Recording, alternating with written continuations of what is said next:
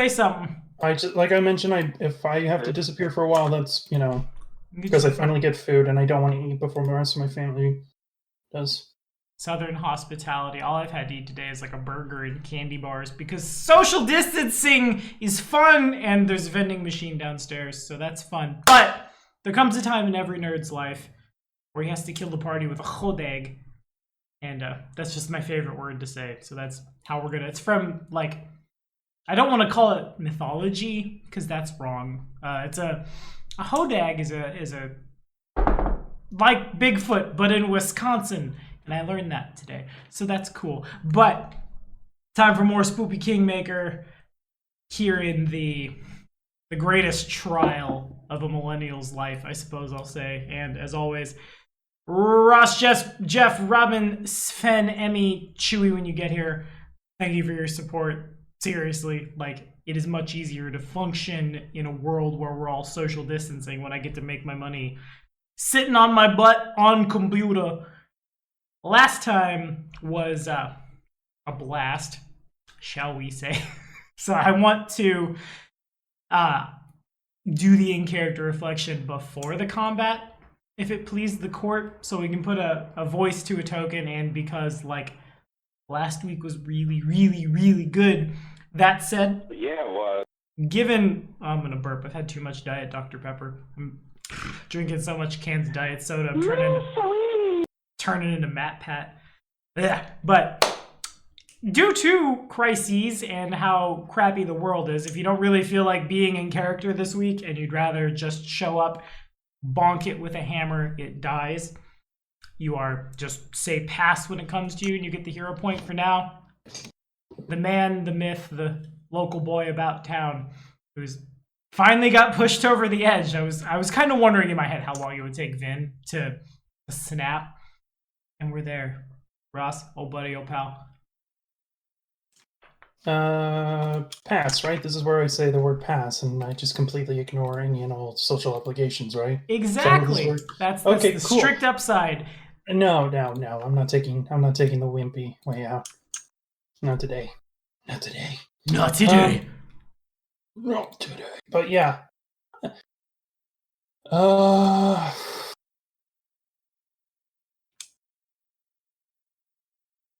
Really the only thing going through it's really at the moment Vin's just kind of in that sort of like static noise sort of mindset. All he really hears right now is just kind of like a dull ringing and roaring. He's not even really, like, his emotions have gotten the better of him for the first time in basically his entire life, as he's starting to realize just how alone he is. And it doesn't help that the only people he's been around he feels have actively been hurting him and making fun of his whole situation. And he just wants his family, he just wants to be safe, he just wants to be, happy and be able to handle this stuff and not have to deal with fucking monsters and whatnot. He's still, like, he's only 19, he's still a kid, but that is what it is. And now he has to do what he must. And you are playing who and what and classes and things. My apologies. I am Finsol Jimerson, but my friends call me Vin. I am a human druid native here to the Stolen Lands, and I am traveling with my companion and friend Smiles, the wolf. Bork. His name is Smiles because he got a lovely smile from his mom, Chewy. Chewy? Guess where she got her name. Guess where she got her name from. She liked to chew on the local boy. The meme continues all day. Wasn't her name some other form of smiling? I could have sworn her name was some other form of smiling. That's his father, Granny. Oh yeah, okay. Mixed up the parents. Grinny. Yeah. Did Grinny have red hair so we can call him a Gringer? Yes. Yes, he did. Good. And real quick, if y'all could roll for initiative while we're doing this, it would make things go a little quicker. And take your hero point, Ross. My friend. Well, we don't have tokens to click. So... Oh, wait, hold up. Yeah, you do. Bam! Every time I hear Jimerson, I hear a banjo in the background. God damn it, Sven. Damn, Emmy. You fast as hell. I kind of have a surprise for Sven, too. But we'll get to that when we get the in-character stuff done. Devin, the triple Ds, the man of the hour, I definitely thought we were going to have a giant caster fight between summoners in Timberfall, and there's just dead eagles everywhere, but we didn't. It's unfortunate. We didn't, because I really, I feel bad. I did not want to start that fight. I was legitimately trying to give a compliment on the okay, local boy, your brother, he's a good guy. And, they're like, I support you and your family. I didn't think that was going to be the thing that pushed him over the edge. So I feel real bad because, as everybody knows, that Devin the Summoner only summons so much stuff because he's so lonely and doesn't have any real friends. So without Local Boy, who's he there to talk to? I mean, there's still Penny, but Penny isn't as good at stabbing stuff as Local Boy. And Local Boy, besides the fact that one time when he let me get stabbed in my favorite kidney, but he wasn't there, so I'll forgive him. So now I'm just like, oh, his life's falling apart, and I didn't want that to happen. So now I'm like, I'm going to try to be really nice to him, and that way, it's weird because he's emotionally manipulative. It's oh, if I'm really nice to him in this time of need, then he'll love me and be my friend. So he's going to be really nice, not because he actually cares, but because he's emotionally and manipulative and an asshole. Classic. Good. The hero point is yours, you emotionally manipulative asshole, you. And then Elric. Oh boy. Well, Elric was having such a fun time theory crafting and doing sciencey magic stuff with his dwarven friend. And then suddenly the sky was falling down, there was a fallout in the group, things got heated, and not even his trusty magic would help. He enhanced the stupid noble boy's luck by so much, and he still messed up. Divination showed him the right path, but he just wouldn't pick it. Or something like that. And now there's this huge freaking beast. Tower, it's running towards us like a freaking truck. And Elric feels more like the fight reaction and wants to get away as soon as possible from the giant, spiky, lizard-like thing. That thing looks nasty. It does indeed. And you're playing I forget how many, 1-level prestige classes from 3.5 you've pulled out of your butt for this one.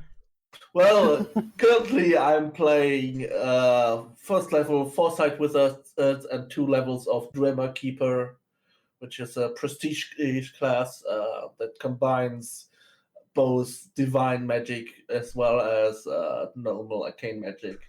Even so, it's pretty much just arcane magic for me, because all I did for the divine magic part is get a trait that gives me a single divine magic cantrip. That was enough to qualify. Good enough for me. Yeah. Alrighty. Fair enough. The hero point is yours, my friend. And I'm not looking at OBS, but I'm pretty sure it's Tuxie. Yeah, it's I forget the Disney song. I listen to a lot of Disney songs, but they're Jonathan Young on YouTube, metal covers of Disney's. It's the best shit. I love him. Yes, oh, yeah, yes. So They know it's the fucking heaviest shit. I was over at Matt and Lucia's. Oh my god, his rendition of the song from Hunchback of Notre Dame. Hellfire, dark fire. Oh my god, he made that so much more emotional. And I didn't know how to play the Lawful Evil Cleric. I'll be playing in an Epic game at some point, and then I listened to that, and I'm just Frollo. I'm just fucking Frollo. Also, embrace it. Y'all are beautiful. Tuxie, Emmy. No time for Uber. It's time for your in-character reflection. So I am playing Tuxail the Copper Scale, or Tuxie. She is a bard and an Azamar kobold. So it's fun stuff. As for the in-character reflection, well, I just don't know. I'm so torn. This has been one hell of a day. I feel like I'm losing 2 of my friends here, and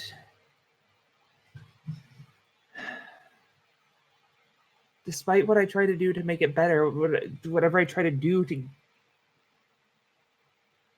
get them to work things out. It just doesn't work. And now Vin's mad at me, and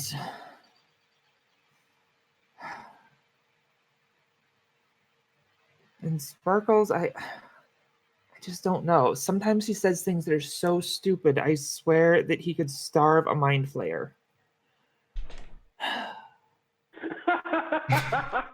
Oh, damn, that was beautiful and Yeah. so cold. We're gonna play Baldur's Gate 3 now, and we're just gonna throw mind flayers at everybody. Fair enough. Beautiful, Emmy. Take it home. You wonderful, wonderful. I need to get your when everything is normal, whenever the hell that is. We have for my birthday present, I asked for a thing from Lucia that she paid for, and I need your address because we decided we're gonna send you back Sting for my birthday. So, What? yeah, because you gave me that shit because you needed to make money to not live with your parents. And I keep telling myself that I'm going to ping you and be like, Emmy, what's your fucking address? I need to send this sword to you. So Oh my gosh. I opened the thing. So please don't be mad. I thought I was going to have a hobbit sword forever. And I definitely ran around my apartment stabbing things. As you do when you get toy swords. But you're gonna ruin the signature. no, signature's fine. I didn't like spit on it. I just stabbed the air. Anyway, whatever. Give me I gotta kill you with a hodag. We can't get that emotional. Give me your address at some point. It's probably going to be a minute before it happens. Sven, Gregor is mercenary. Yes, I gotta always. It's just all it is Fire Emblem. Yeah, I'm Sven. I'm playing Gregor Eisenhorn, level 3 Slayer. And yeah, I'm quite curious. I'm still quite curious about this group I stumbled into. The small one seems trigger happy with her spells, and even against her own group. So I have to be careful with her and keep an eye on her. I should, keep out of the way with the summoner and Win. And yeah, I don't know what I think about the dwarf and the other human. I didn't have much contact with them. But first, let's get this ugly-looking green lizard out of the way. Indeed. All right, fair enough. The hero point is yours. Also, Chewie's a war priest of Torog, and he's too drunk for an in-character reflection, but might shoot something. Or might just roll once again and just almost shoot the wizard. Anyway, thing for Sven before the combat starts. It might also be relevant for Vin. I'm not sure. But I decided I want to bring a lot of stuff from 2nd edition that I really liked into 1st edition. And one of those is the shield block reaction. I put it in general in Kingmaker but Spoopy. The first column is the hardness of your shield. The second is the shield's hit points. Anybody in the party who's running around with shields, this is relevant. It's as an immediate action, when you get attacked, you can instead basically force the bad guy to sunder your shield. If that happens, I'll roll damage as if I'm sundering your shield, more or less. It will ignore an amount equal to your hardness. So, for example, Sven, what kind of shield do you have? A light steel shield. So it's got 10 hardness and 10 hit points. So it'll always ignore the first 10 points of damage, and then anything over top is damage to, like, you. Or damage to the shield, rather. So if I were to hit you for 20, the shield would be destroyed. But... Okay. That's pretty cool because it makes mending a lot more useful. And it makes shields in general a lot more. It's like my favorite thing about 2nd edition Pathfinder is the fact that you could play somebody with a shield. And I may be biased because I've been playing a lot of Mountain Blade too since that's come out. And there's been a lot of shield blocking. But I digress. The battle is on. The Hodag comes straight out of the dells of Wisconsin and into the Stolen Lands. If everybody could roll a quick perception check for me, please. Is the magic shield another thing on the table? Yes, a magic shield is you add +2 for each 1 enhancement bonus. So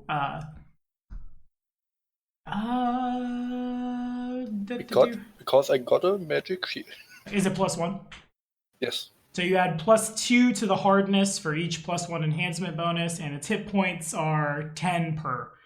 So light steel shield would be hardness 12 and 20 hit points. Yes. Nice. Okay, so You can eat more damage. the only person who notices it is, well, Elric and the nobles both notice it. As the Hodag comes charging, one of its like spines that's sticking out the back is sticking out at a really weird, odd angle. I got And to 25. it's what? No, you didn't.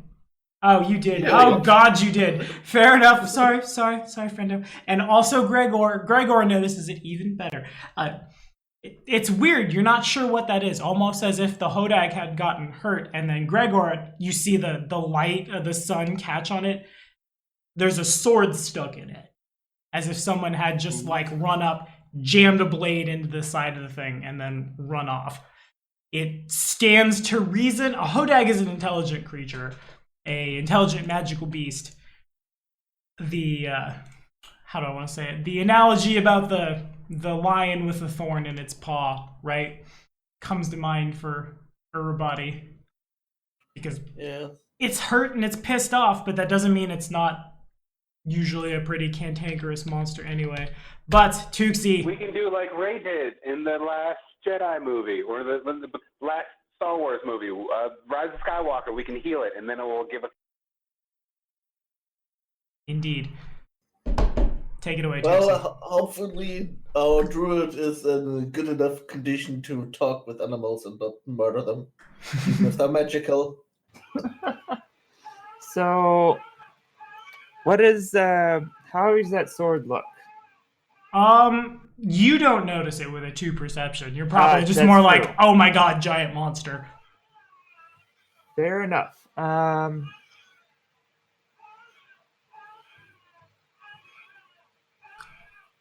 Tuxie will stay where she is and give everyone. Deal. All right, go get your baby. And let me go grab an eagle. You Because might grab a couple of eagles. We'll see how funky this thing gets now that I can summon 1d3 regular ones, and on top I took superior summoning as my feat. So whenever I summon multiple eagles, or good enough, make it so.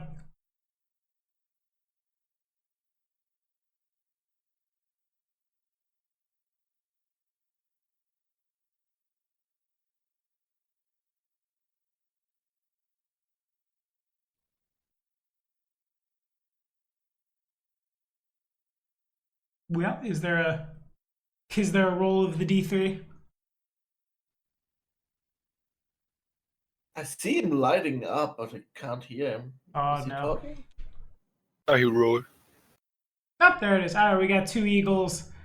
I got very specific tokens for not eagles, but for other things for Jeff. So I'm gonna put them on the board.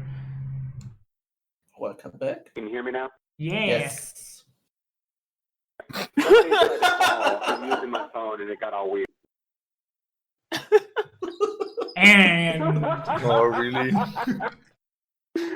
are supposed to be for my elementals. I don't have any eagle All right, memes. they're eagles today. All right, cool. And I'll give you control of them really. Well, where do you want them?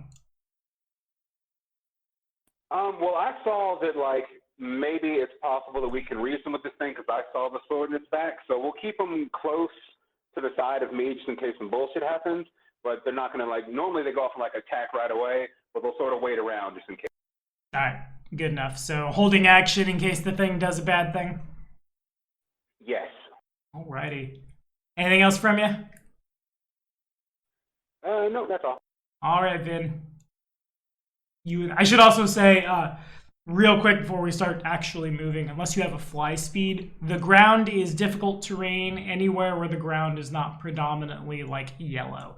Like this here would be about like, probably about thigh deep on a medium creature water. Question: Yo. Does am I protected by Woodland Stride? Unfortunately, no, that literally only works for forests. Says thorns, briars, overgrown areas, and similar terrain. So, like, maybe this square would be fine, but this is water. Yeah, that's fair.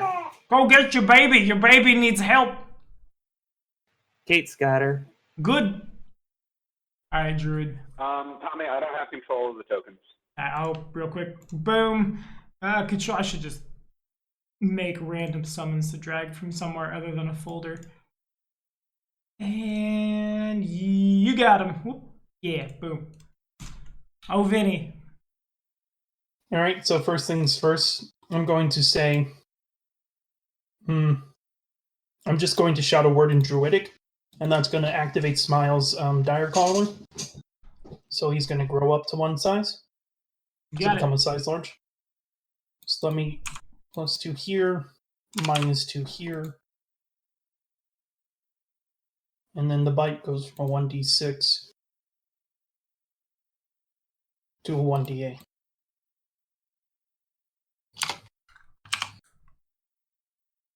And then I am going to, and it doesn't say what type of action that is to cast the spell. I'm gonna call it. Or I think it's just a command word.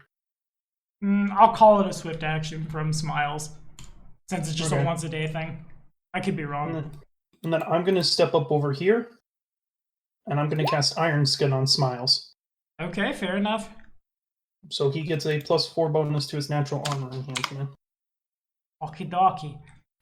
Keep in mind he also gets +1 to attack and damage from Tuxie right now. Thank you very much. All the buffs. All right, Elric. All right. Quickly checking the range on stuff.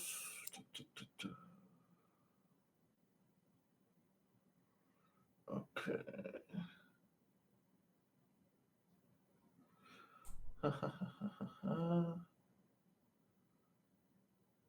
You can hold action too, right? Hmm. Yeah, I think I will hold action. Alrighty. And it goes to the Hodag. Hodag is gonna 5, 10, 15, 20, 25, 30, 5. It takes a double move to right there. Anybody want to use their held actions? Would that provoke within Smile's threat Yes. range? No, unfortunately. Well, actually, yeah, it would. Yeah, it would. As a large-sized creature. Because enlarged person does increase your threat range by 5 feet. So yeah, by all means. Is it very clearly hostile? Yeah, I know this to be an evil creature too. It is not evil. Oh, They're like, heh. Are they true neutral? Yeah, it's just an animal. It's intelligent, but it's not like they aren't known necessarily like in the same way you might know like a wyvern. intelligence 3 or intelligence 10. Intelligence 7. Smiles is gonna bite. Else is gonna And miss. He does do probably. Yeah, does a miss. Yeah, I want to take my action and speak a foul word and aim a power sicken at it. You fool. Points at his bullshit, and it starts throwing up everywhere. Yeah. If it has more than 50 HP, then I would roll something else. Yep. It has more than 50, I assume. It does. It actually falls between the 76 to 100 range. Yeah. Oof. Even if it's, I had hoped that it was injured enough to not fall that high. God dang it! All right.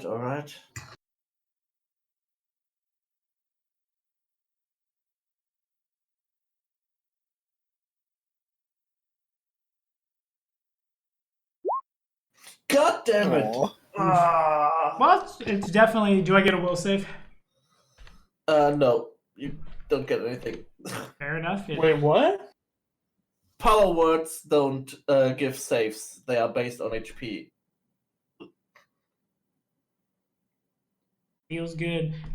So you say the thing, it starts throwing up. Do you want to do anything else? Yeah, I think out of security reasons, I will use my move action to move back, which is I think is because of the difficult terrain, just 3 squares, 15 feet. Yeah. Okay. So 15 would be because the second diagonal counts as 10 feet of movement. That's just there. Yeah.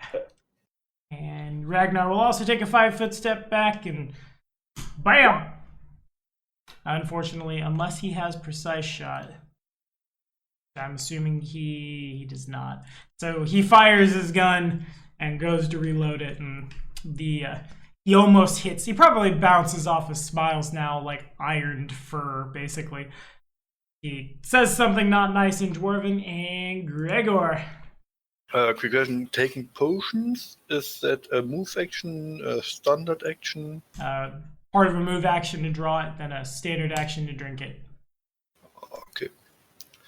And using a magic item? Sometimes a swift, sometimes a standard, it depends. Let me check real quick.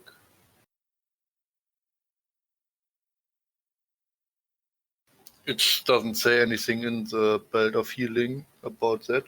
I think a Belt of Healing was standard action. Oh, okay. That makes sense.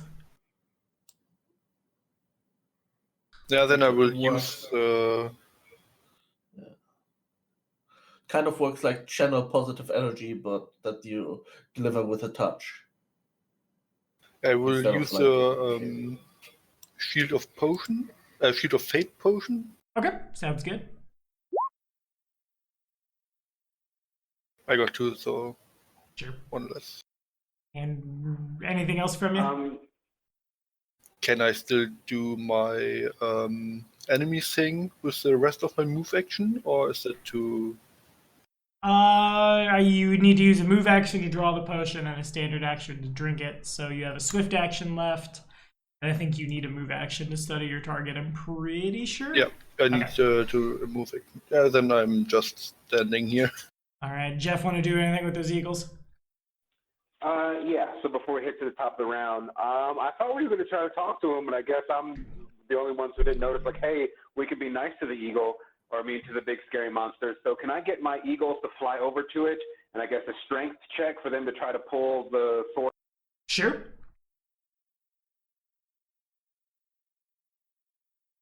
So as they move forward, it provokes an attack of opportunity from Big Boy. You go flying, and it's going to try to bite one of the eagles for a 17 to hit. And That'll hit. should that hit, 5 points of damage. Okie doke. And the eagles are able to. The second one probably dodges the snap and doesn't really grab anything, but the first one is able to grab the. Truly, now all of you see it. The blade yanked out of the side of the Hodag. Blood goes like spurting out into the water. The creature starts roaring and thrashing about even more than it already was. Then, now, and I want to yell. I want to tell local boy that because talking's a free action. So explain to him what I said. Like, hey, do your nice animal shit. Tell him we come in peace, and give him a fucking.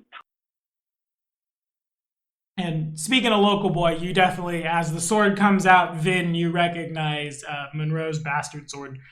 The inscriptions in Orin kind of like faintly glowing as the blood runs down and like off the blade. It's quite the shock that he would leave this thing. Finn doesn't say anything. Of all places, just jammed into the side of a monster, but indeed it is his. And Tuxie. I'm gonna move. How much does a bastard sword weigh? A medium bastard sword weighs. I want to ask. 6 pounds. There you go. So close. I can't mage hand it. Can't quite mage hand it. We need someone with a greater mage hand over here. Yeah.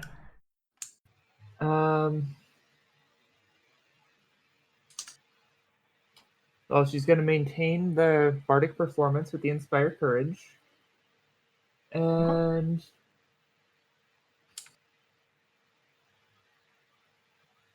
She's gonna try and make this thing laugh.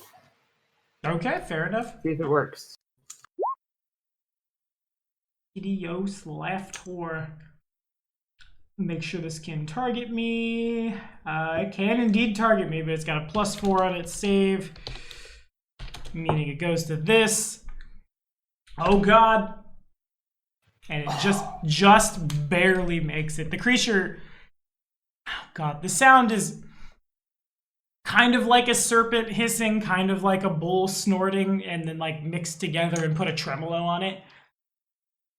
There's a little bit of like barf as that happens as well from it being sick, and other than that, does not seem to mind. Anything else? That's it. All right, Devin.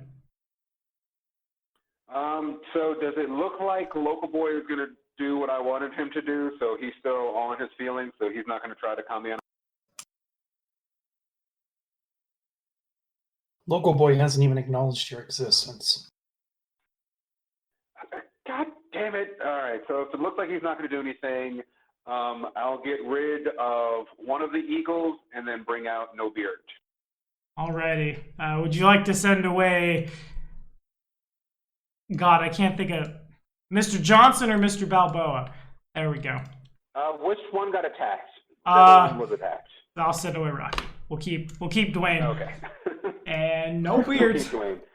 Wham. I have so many just like rock tokens just hanging out in here. I'm so excited for those. All right, and then he will try I guess, with that handle animal to get him to calm the fuck. You could try it. It would take a long time to do so, and you might be a little better off if getting this thing to calm down is truly your goal. It may be better to start by subduing it, just like knocking it out or immobilizing it in some way. Hideous Laughter wasn't the worst idea. Well, damn it. Okay. I Grapple it. Fucked up and missed an eagle, but oh well. I mean, Smiles could maybe.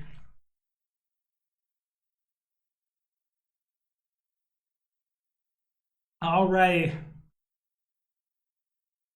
Anything else from you? Nope, I'm good. All right, Vinny.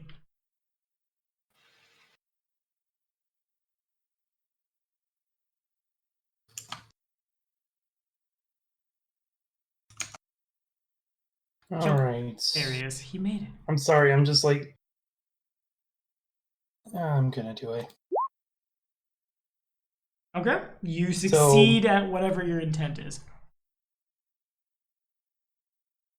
Finsol is going to yell on Druidic, "Creature, we do not seek to kill you. Stand down, please." And I guess I'm going to be using Wild Empathy. Okay. So that does take a little while. Again, it would take at least a minute. As you look at it and you say the things, it clearly hears you. It doesn't, like, not in the way that, like, I cast Speak with Animals, I talk to the Hodag. It doesn't work that way. But, like, the Druidic echoes throughout the swamp, and the swamp kind of, like, echoes with it. The bugs that are truly buzzing still as this fight goes on kind of, like, buzz in 3-part harmony with you. And the Hodag notices you. But it's not hard for you to tell. It's hurt, it's pissed off, it had a sword stabbed into it. It suddenly got a compulsion to start throwing up all over the place. If your intention is not to hurt it, you're going to need to subdue it first. I look to the rest of the group and say, "Devon is right. Subdue the creature, do not harm it." And I'm going to look to Smiles and say, "Hold." And Smiles will attempt to grapple it. Bork. Alrighty, it hasn't come back, so fortunately the eagle has burnt through the Hodag. I'm going to say Hodag so many times. Attack of opportunity. Does that 20 include the bonus from being a large creature? I don't think so. What is the bonus for being a large creature? If you on his sheet, if you change him from medium to large, it should do the math for you. Let me see. I think it's a difference of 2. Yeah, it's a +1. So it'd be a 21. No, it is added on. I did change him on the sheet. I didn't realize they did that automatically. In that case, you grab on. The creature is like, Smiles has to just pull back so as to not get one of the spines like in his throat over it, and the grapple is not successful. That's fine. Anything else? I'm just going to look to the rest of the group and once again reemphasize subdue, not harm. And I'm going to... I haven't used my standard action yet. Alrighty. Oh, screw it. The good nature boy has kicked in. I'm going to walk over here. Okay. I'm going to cast Cure Light Wounds on it. Alrighty. The creature does not resist and gets 5 hit points back. The Right. wound closes from where the bastard sword was. And I say in Druidic, calm yourself, we're not your foes. Okay. I don't like this idea about not killing it. Sven's just nope. Okay. What do I do?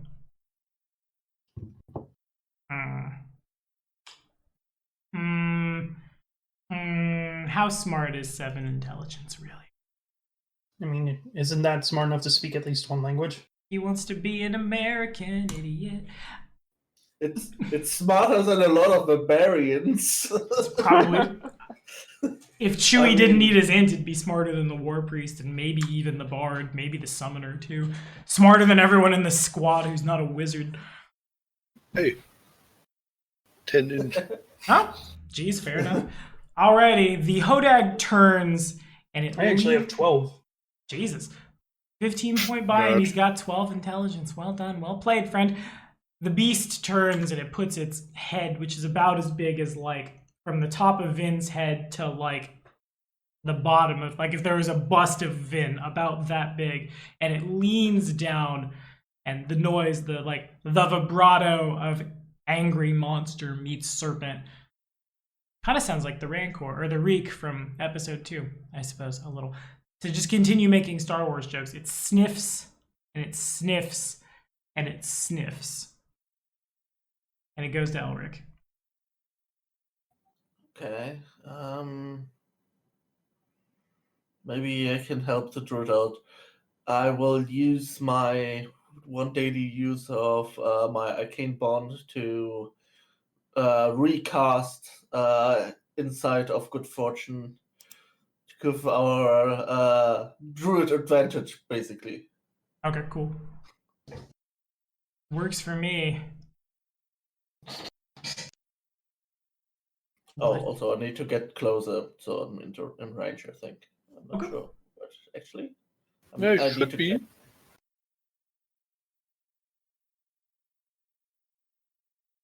check. Okay, yeah, he's in range. Okay, yeah. Okay, cool. I wasn't sure. I thought I was 1 square off, but I'm just in range. Ragnar doesn't know what to do because he doesn't know what War Priest spells he has prepared today, so he's just gonna guidance Vin, I suppose. I think it means I have to touch you. Yeah, it's the whole Baku conversation all over Shoot again. him. Yep. Yeah, I think he actually can't make it that far. 5, 10, 15, and yeah, he can't either. Damn. You could just get Toxie with it. Okay, fine. There you go, Tuxie. And passes to Gregor. Yeah, I'm using my move action to study the enemy. Alrighty. Bit. And then I use a Belt of Healing with 1 charge to heal myself. Okay. Back around to Tuxie. 5 health. Toxie is going to switch out her bardic performance and take off the Inspire Courage, and she's going to fascinate it. Okay. Attempt Oh, to- God Wait, you're gonna what? damn it. What? Flirting with it. It does fail. Okay. What happens to me when I'm fascinated? This is a new one. Fascinate is usually that you stare blankly. Fascinate. I thought you said assassinate. That's why I was tripping out. No. And I was like, okay, fascinate. Okay, not assassinate. Okay, Fascinate I'm not is worried actually anymore. not. Yeah, fascinate is actually not bad because The creature sits quietly and observes the performance for as long as the bard continues to maintain it. While fascinated, the target takes a -4 penalty on skill checks made as reactions, such as perception checks. Awesome. Nice. Any potential threat allows it to have a new saving throw. Okay. And the Hodag, it turns as you start to sing, and it gets real scared as this happens, and its spines ripple all like. I don't know. She doesn't really sing, more so just mildly melodic banter. She doesn't have any performance sing. That's fair. How does a melodic banter sound? Like a rap? well, God damn it. It's Drake singing and rapping. Well, she's probably just talking, but with like a smooth voice. Yeah, talking, like calm, quiet smooth voice, talking. Basically, I mean, how you would imagine a handle animal, but a bard doing it. Okay, that makes sense. And it turns a little frightened at first, and its scales kind of like ripple and things. And then it stops, and it sphinxes its head on its. All of my animals in games sphinx, even if they're not cats. I'm a cat person. What can I say? Just sets its head on its paws, and its paws go in like a 45-degree angle from each other, and it just stops and watches you, and its head turns in time with like the tempo of your voice. Okay, well, you certainly bought the druid the time that he needs. You know what? Yeah, that would have just happened. If everyone agrees to stop the combat now, Vin could make a handle animal check and actually use wild empathy on it. Sure. I used my potion. My buffs, my consumables. It's fine. I will. Yeah. Don't you know Oh, good. that if in the first What do you 1d4 think? rounds after you drink a potion, if you induce vomiting, you can get it back again. God damn. I vomit. Okay. It's fine. I can power one second you to help you with that. All good. Was just a joke. Ragnar's probably on the same line as Gregor is, and he's still nervous. He still has his musket, like he's done reloading it, and he's kind of got it like half up. But then he puts it down. And he looks at the druid and nods, and I guess let's get that diplomacy check, which you are rolling with a +1, and I couldn't get to, which you are rolling with advantage. Yeah. If you need to reroll, you will have the ability to reroll. Plus your druid level. I always forget about that. Oh, then that should be a 26. Okay. 26. 26, you say? I think, isn't it? Let me double check. Let me double check wild empathy. Diplomacy check. It's Druid successful. level. I had to go back and look at my hit dice. Yeah, the performance, I guess, Vin, if you want to flavor that kill. I just kind of like, as Tuxi is singing, use some more, like, at this point I've used the magic to kind of show it off, but I start to like make sure the wound's cleaned and whatnot, clean out the wound, and kind of like just say to the creature in Druidic, as I'm doing it, our apologies for bothering you. We are looking for another. Most likely the one that accidentally hurt you. We As he's apologize doing for the this, transgressions we have done against you, and we are sorry to bother you. Okay, now Emmy. all right, sorry, I kept thinking the pausing, you were done. Welcome to GMing over Discord. Yeah. Tuxi will hand it another cure light wounds as she's fascinated because it's only I think it's a swift action to maintain the performance. A free action. Free action. Okay. Okay, fair enough. The creature, it kind of nods its head, as you say, looking for another. It's still pretty, it's still feeling pretty good from the fascination, and 10 rounds of bardic performance are spent to maintain this.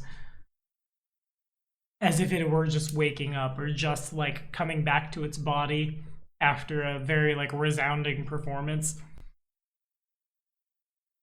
It continues nodding, just kind of like sniffing around as Tuxie gets a little too close. It at first kind of jumps a little, clearly afraid of the little Azamar, and then leans in and like sniffs, and its scales ripple, and it does this weird, not quite the like, it's not quite a rattle, not quite like a purring noise. Leans in, does a little like a small boop the snoot. Then it turns back to Vin. Got another new pet. I'm going. It's way stronger than Smiles. Smiles just slowly looks over at you. Brrr. I guess Smiles would also be back to a medium size now.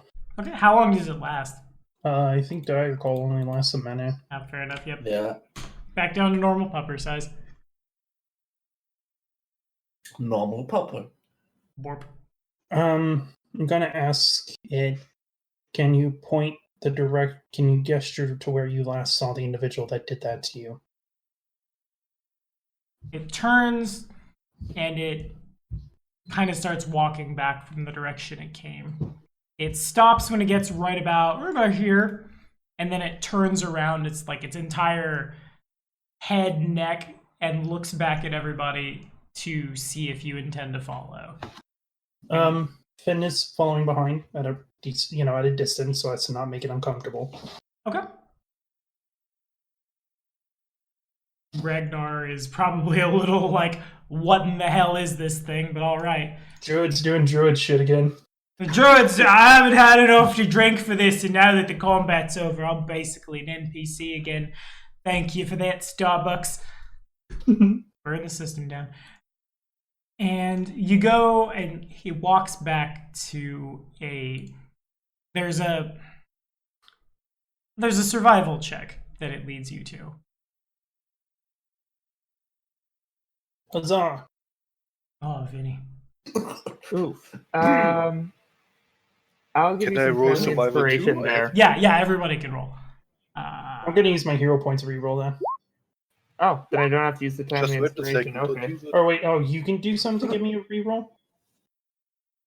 I didn't know you could do that. Timely It inspiration. costs a spell, though. Yeah. Would you mind? Also, I mean, hero point will prevent me from dying. actually, you still have that luck, I think, right? Oh no, you used it. Mhm. I thought you didn't. I used it to be safe on Yeah, the you used diplomacy it. check. Yeah. Then it's used. So I'll use my hero point. Okay, Just to sure. be safe. So Ragnar, Gregor, and Vin all are like, it looks like a clearing. It is not a clearing. This is a place where the Hodag was defending itself and made a clearing in the process. Like, this thing's tail is about the size of a great club, and it whips it over, and trees are knocked down. There are several. At first glance, you might think they were shed naturally, but then you see the blood. You realize they're... How big would they be on Dagger? Is about the size of like a... yeah, they're probably about the size of like a human finger from the knuckle forward. The claws of a cat. There's blood as if the creature had been declawed. More so, it's probably just that you assume Dagger, you assume Ro's animal companion got in a tussle with this thing and hurt itself in the process. There are some pretty hastily beaten tracks heading like deeper into the Gnarl Marches. It looks like, as the three of you go looking around, Before we go, Toxie's gonna grab the sword, by the way. Got it. It looks like Smiles was kind of, or not Smiles, goddammit. Looks like Dagger was walking with a bit of a limp, and there come a point where Ro just had picked them up and continued moving. They're like, you can tell from the tracks are still obscured and still a little hard to pick up, even though there comes a point where like it was much more difficult for Ro to move, presumably because Ro was carrying a beast on his shoulders. And I guess if I could get a spellcraft check also on that note from anybody who's got it. Oh. I don't have anything. I didn't feel like rolling survival because that's not something Eric is proficient in. Yeah, it's fair.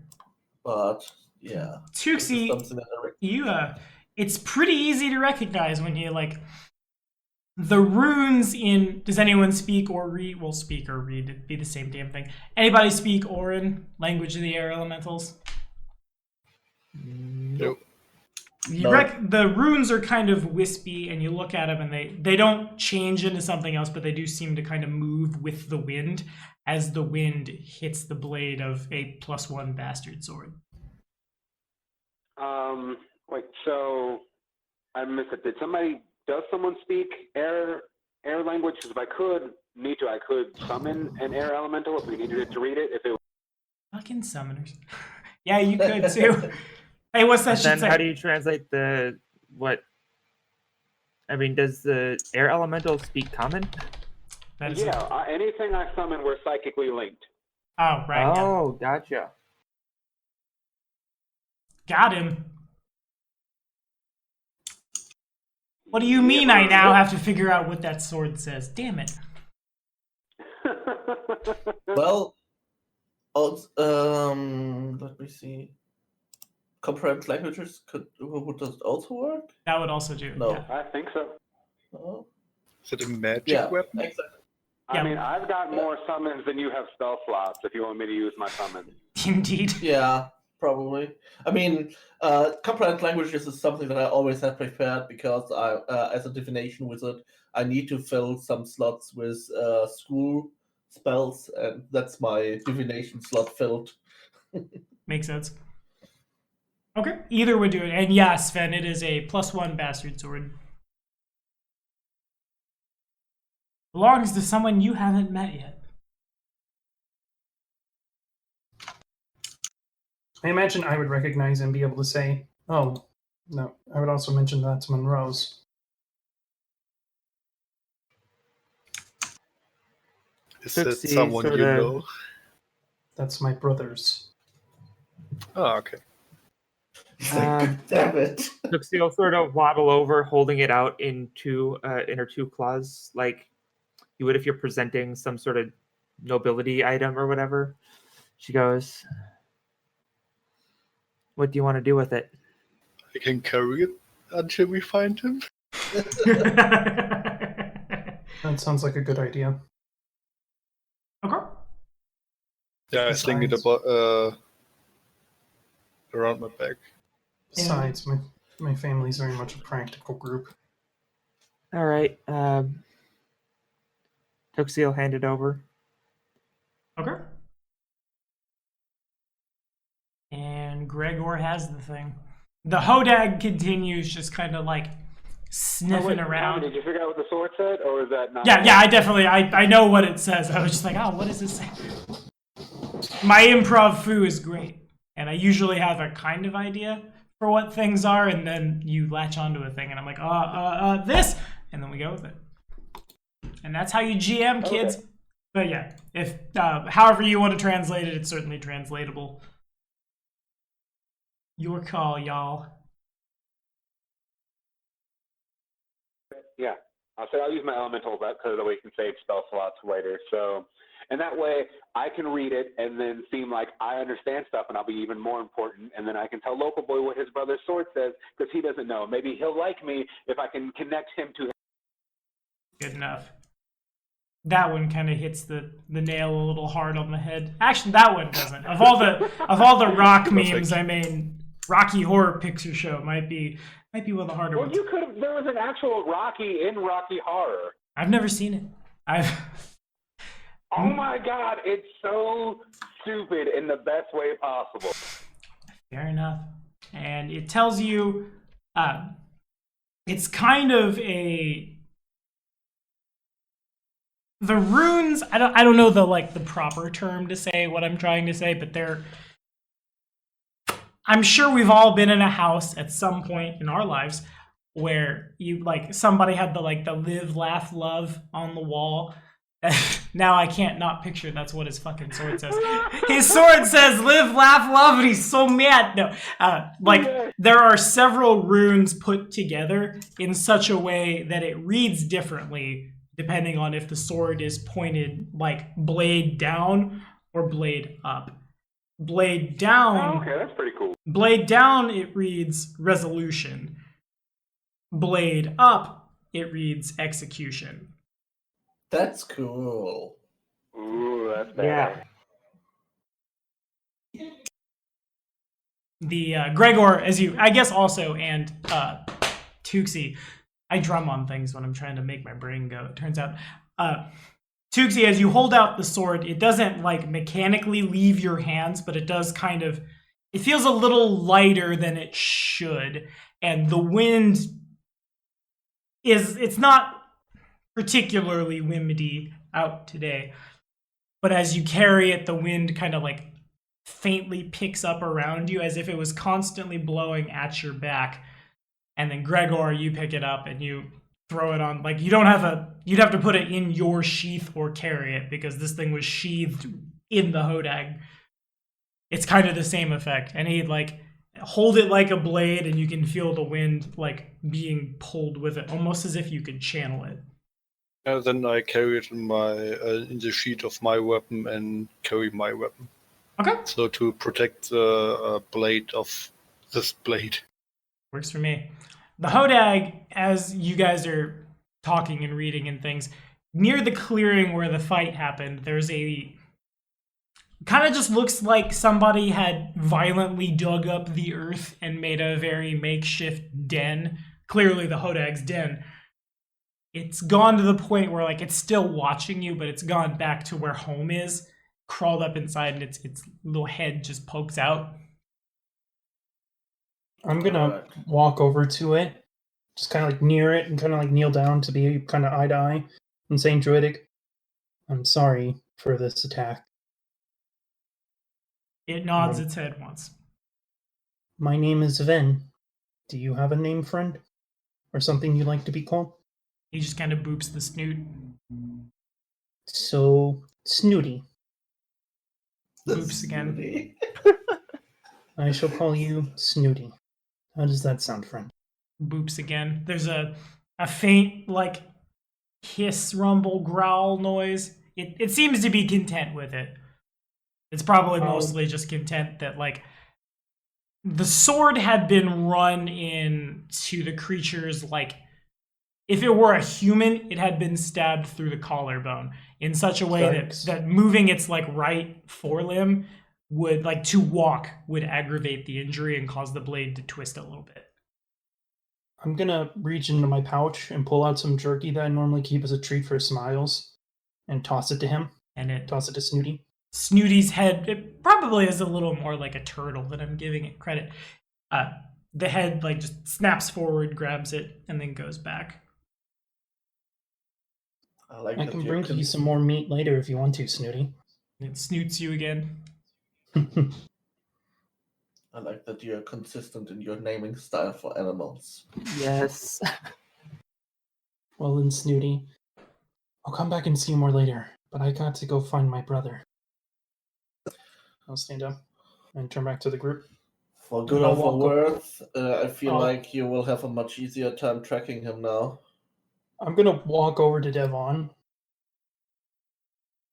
Yeah. You're insufferable, you're an asshole, and every time you talk to me, I swear to God I can feel my boil bubble. But my God. And I'm gonna hug Devon. Hug! And they pick him up, and they have, like, a really good hug, and then they, like, wipe themselves off. Like, no, we're good. All right, bro. We're good, bro. So he like tries to jump in the middle and sort of like hangs on from up above as they're spinning around. Finn will make sure Tuxie comes into the hug fully. Sorry. It's just... God. I'm the youngest of the family. I'm not used to being the one that have to actually run around and solve all of my family's fucking problems. And then there's my brothers, and there's the one we lost, and it's just... God, it's been a nightmare. This is like my first proper time running around this much without one of my family members with me. This was the first time I was like told my mom or my dad or one of my brothers or whatnot. No, I got this. I can do this one on my own. It's just a simple trip. It's not going to be anything, not going to be anything crazy. And then everything happened. Indeed. But let's go track down that brother of yours and make sure he's safe. Yeah. It seems as though his fight with Snooty ended far worse. Oh, that's what I named the... I point back to Snooty. So Seems you appropriate. You have a wolf and a hodag now. It's not mine. It's its own entity. It is more than intelligent enough to be its own creature. So hypothetically, he would possibly want to join and make us look really intimidating and really scary and bite out the kidneys of our... If I spend some time with him and convince him that it'd be worth his interest, then potentially. Nice. Long story short, thank you, Devon. I nearly lost myself to the rage, but you managed to snap me out of it at the right time, so I do owe you one. I will hold it over your head forever. And it wouldn't be you if you didn't. Now let's go find my brother before he gets into another fucking fight. And we have something else I need to figure out how to calm the fuck down. Classic. Alrighty, boys. Back on the map you are. Huzzah! We resolved the combat with diplomacy. You did! I'm very proud of you. You beat a creature with 96 hit points that's CR6 and has ferocity, so essentially has 96 plus 15 hit points. Good. God damn. Well done, team. That thing didn't was die really this time. close to being immune to my spells. Straight up. Like if it had 101 hit points or more, it would be straight up immune against all my power words. A lot of times I tell my folks that I GM for that looking at the stat block is metagaming, but I'll leave it there. Because that was a pretty big one, and I'm pretty impressed. But I digress. You go... let me get another survival check, actually. And then I'll tell you the story of Ragnar the Red, who got an 18 on his diplomacy check. Survival. Oh, right. Duh. Same thing. He speaks to the trees. That's my thing. Don't steal my thing. Okay. Also, can we... Well, you need the lore axe to speak to the trees. God damn it. You need Danny I DeVito. know. If you don't have Danny DeVito, you can't talk to the trees. There's not enough drugs. Alrighty, Roo. Here we go. Bam. I probably shouldn't have made that roll where you could see it, but it's alright. You are able to pick up Monroe's tracks. It's actually pretty easy for all of you putting your heads together. He does try to conceal himself. He does. But he is carrying his animal companion and probably bleeding profusely. Yeah, that's probably why you find him, honestly, is there's like a bit of blood on like a tree branch that's about at like the 5-foot mark or so. Ross, I'm gonna break every finger. Yeah, it's also probably way harder to not leave footprints if you're carrying like a big cat. If there's on 50 your pounds back. of cat on your shoulders, yeah. Lots of footprints, lots of like blood looking up, and Smiles smells it and knows what he's smelling. The tracks lead to my ruler tool, and they point this way, deeper into the gnarl marches. God And damn it. Local Boy knows without making a check, because Local Boy has a great power, that in fact, it's going to get scarier the farther that direction you go. The Stolen Lands are not by any means a like tamed place. There are much worse things than hodags out there, especially if Valrex and the rest of the Caecilia that you've met are to be believed. He went that way. You can find him, you can follow him that way, but it could get particularly spoopy to do so. And I guess to further sweeten that pot, Well, everybody is smart in this party. Apparently, we've all got like 12 intelligence out of nowhere. You're Don't carrying. insult me.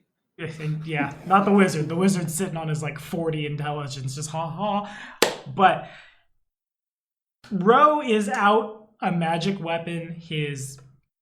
It'd be the same way as if like Vin was out here without his spell slots and if Smiles was hurt. He's the farther into the gnarl marshes he's going, the more risk he himself is putting himself in. So it becomes very, I'll say the weight of the decision you're about to make sits pretty heavy on all 6 of you. And what you do with that is up to you. Deliberate away, my friends. All right. Well, as we get up to this, I'm going to kind of pause, just kind of look around, and then turn back to the rest of the group and say, if you want to stop here, this is probably the spot in which you'd leave. I can't give up on my brother, but I must warn you all. If you thought that Hodak was bad, well, we are about to come across creatures that could be far worse. And I'm not going to lie, I fear for my life and his, but I'd never forgive myself if I gave up on him. And I have to get him back. He's injured. He Right. couldn't have gotten too far. He knows these woods even better than I do, and you see how well I'm able to walk it. So we have a mission. Yeah, that's what I'm thinking. Isn't really too. important. So I'm trying to figure out like what can I do that would make Devin want to go into here. So local boy, will give you a proposition that if Devin and his disciples are to accompany you onto this, will you do like a druid's vow and pledge yourself to the damn zombie hunting thing that we're in, and that you'll always be in my crew? I make no promises about always being in your crew, but I can tell you this much. If you do me this favor, I will help you all for quite some time until the deed is done, until we no longer have to worry about these creatures walking these lands. Well, that settles it. We're going. I mean, I guess. So yeah, what the rest of y'all think? So me and Emmy say yes. Eric feels really torn because on one side there's the mission, and if we fail our mission, there will be a lot more dead. Because if these necromancers and undead can do whatever they want in these lands, then all of Wynn's family will die, not just his brother. But on the other hand, we already got so far, and with the brother seems to be slowed down by his injured animal companion and everything else here, so he might not be that far away. So it feels like he might be just within reach, like just around the next corner or something. But at the same time, it might not be. Well, I think Eric would suggest that, look, guys, we might want to set ourselves like some time limit or something, like how far we want to follow this. If we find him soon, then that would be good, but I don't know how far we can go in, how much time we can spend on this without the risk becoming too high for us to shoulder.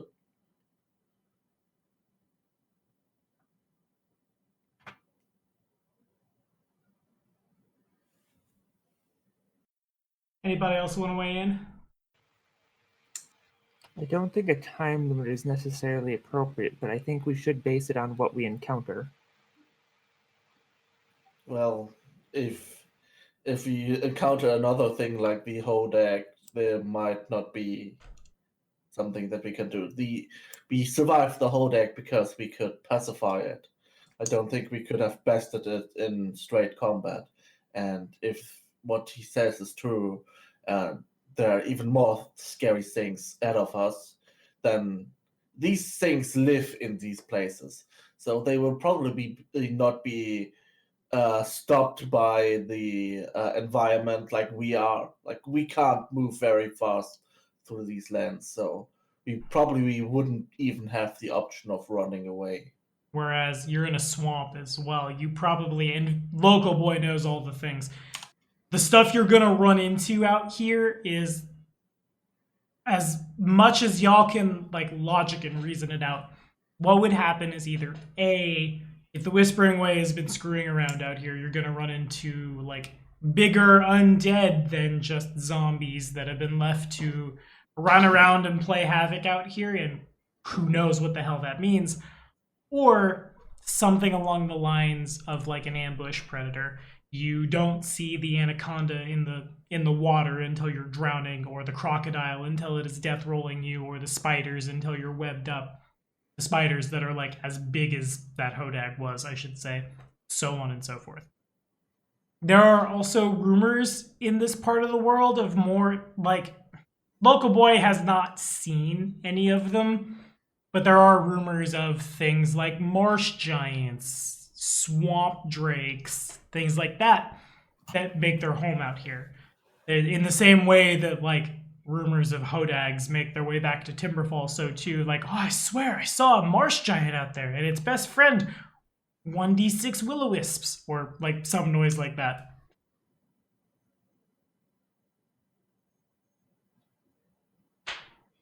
I mean, if we think there are undead out there, then that's more of a reason to go in and then kill those undead. Because if we do that, then Devin can claim that not only did he stop a regular zombie, he killed a whole fucking lich by himself. So I feel like he should totally... Let me get that stat block real quick. You see a floating head. It's got strange gem-like eyes, and everyone's dead. Oh shit! It's just a demi-lich. And I've killed this party with a demi-lich yet again. You run into the Tomb of Horrors. That's tempting. We might do that at some point. I haven't run the Tomb of Horrors in years. I digress. Squad? Well, if we proceed, we should be careful. Yeah, I can let No Beard take the lead. That way, if a crocodile eats him, I'll just bring him back later. So he can, like, walk around waving his hands in front of you like you do. You're like, oh, I don't want a spider web to get in my face. So you walk with your hands in front of you.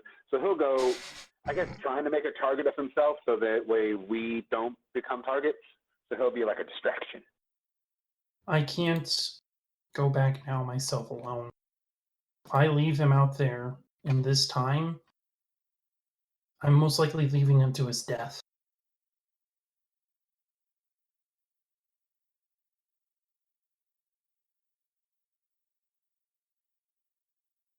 Okay. All right, so we're going forward. Forward! Alright, pick a square. Well, yeah. Which way was he going? Nothing to say, Gregor? I'm torn between, yeah, let's go find his brother and maybe not die and go another way and, yeah, do your mission. It's go more back like the mission. The mission the is order. not really... God, I'm so conflicted. Not The just thing the is, character, it's but not out of my character mission. too. It's your mission. I'm just tagging along because Well, you fought me. You're Well, still of the then, same order. If you help me with this, then I can help you find your friend and help you finish your mission. I know these lands far better than most other people, and I'd be able to get through the Underdark not too difficult as well. Yeah, but what with the rest of us who can't travel through the Underdark with ease? And can you give us your words that we don't get in harm's way if we follow your brother? That you can secure the group and bring them back? My response to that is, did you give your word to the person you were guarding that no harm would fall their way? He got away, right? Wow. Okay. Well, we're not So we sure see about where you that, actually. stand. Once again, I cannot leave my brother. If you all wish to turn back, that is fine, but you will turn back without. And that is my final stance on this matter.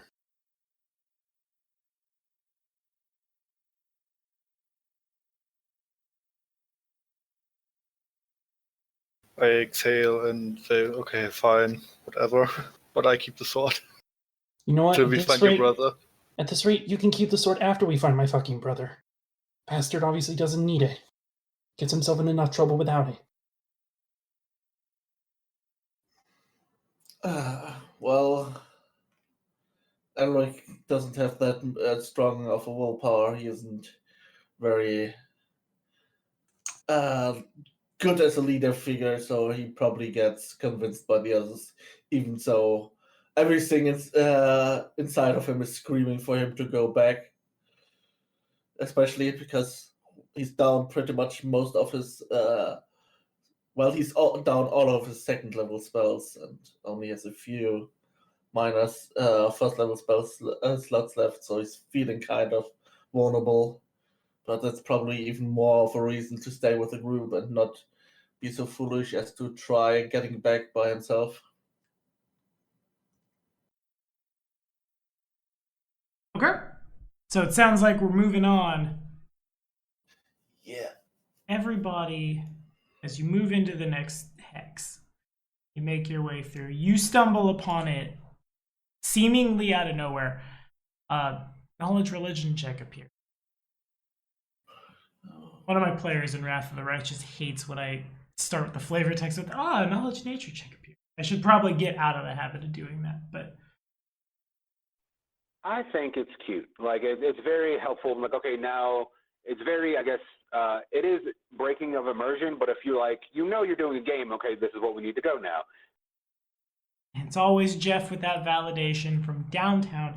Yeah. Okay. I mean, it's like trying to conceal that there's combat, but still needing to remind everyone to know a roll initiative. It's like at that point, people know what's up, but you still kind of have to do it because this is still a game after all. Indeed. Alrighty. So as y'all make your way through the Gnarl Marshes, you come upon they're almost they probably are. They're very immaculately made, and when the wind hits them, they sound on key. They probably C major is boring, but it's also objectively pretty. No sharps, no flats, in just perfect like root fifth octave ringing through the trees. Little wind chimes. All of the wind chimes are crafted to appear down to and truly you could probably take them down and go sell them for money. They look not like made of like rubies or anything, but like semi-precious stones that have been very meticulously crafted to resonate at a certain note. Little wind chimes of little butterflies in flight. Tuxi is able to very quickly put it together that this appears to be it. You find him in Varizia sometimes, you find him in Ustalov sometimes, like an old Varizian. You wouldn't call it a temple to Desna so much as almost like a sacred grove, the equivalent almost to a druid. And then Elric, as you turn the corner and then you put your foot down on the skeleton is a little on the rotty, moldery side. You're not quite sure what it was. It's very clear it had been out of the ground for a little while, because when you, Elric von Amar, put your foot down, you little wizard, on this skull, and it goes to dust instantly, very clearly the area has been consecrated. There's probably also a bunch of magic on this particular area to stop undead from entering the sacred grove. Would Fen recognize this?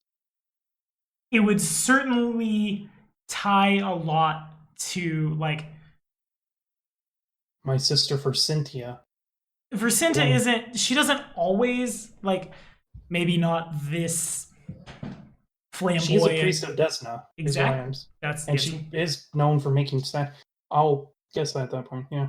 It might not be her, but it might be someone. It definitely stands to reason. This is it's a lot more overt than you would expect from her, but yeah, this is the last place you knew she was, and she's Maybe not the only Desnan in the area, but the only Desnan priest in the area. I'll walk onto the holy grounds. I'll look around for Cynthia.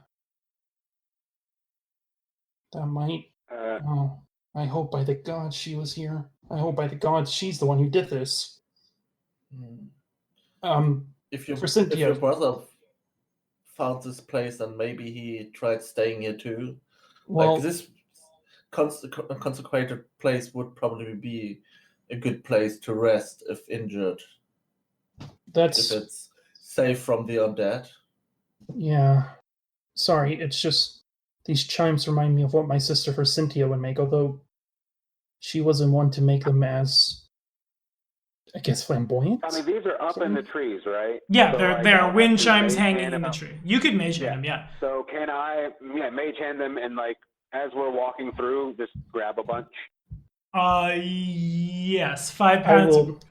I will, like, as you see that, like, stop, like, grab your hand and be like, what are you doing? It's shiny and pretty, like Leave me. them here. I want it. This is a temple. This is a holy spot. They might be what's keeping the undead out. You fool! You wouldn't desecrate. Oh. You wouldn't desecrate the temple, right? Fool. This could even be a temple that was crafted by one of my sisters for Cynthia. Well, can I just take one as a souvenir? Just one? You're like, hey, I went to the pretty temple. Can I have one? How about you do it this way? If you find his sister, you can ask her if she makes one for you. She would love to make one for you. She loves when people ask you. She'd actually, honestly, would love, like, all of you. Because she's very much the crazy one of us, of our family. She's the crazy one. God damn it. Look, that means something in that family of okay, yours. she's the funny one. She didn't spend most of her childhood with the rest of the family. She lived with her mother, who I don't know. None of us know who her mother is aside from her. And that was apparently a point of tension between my father and his first wife for Cynthia, but that's something I never got to know about. But she was essentially kind of like an aunt to me growing up. So to see this, I say, kind of looking around, I'm not a strong follower of either Desna nor Rastil, but I do find their holy symbols to be the most comforting.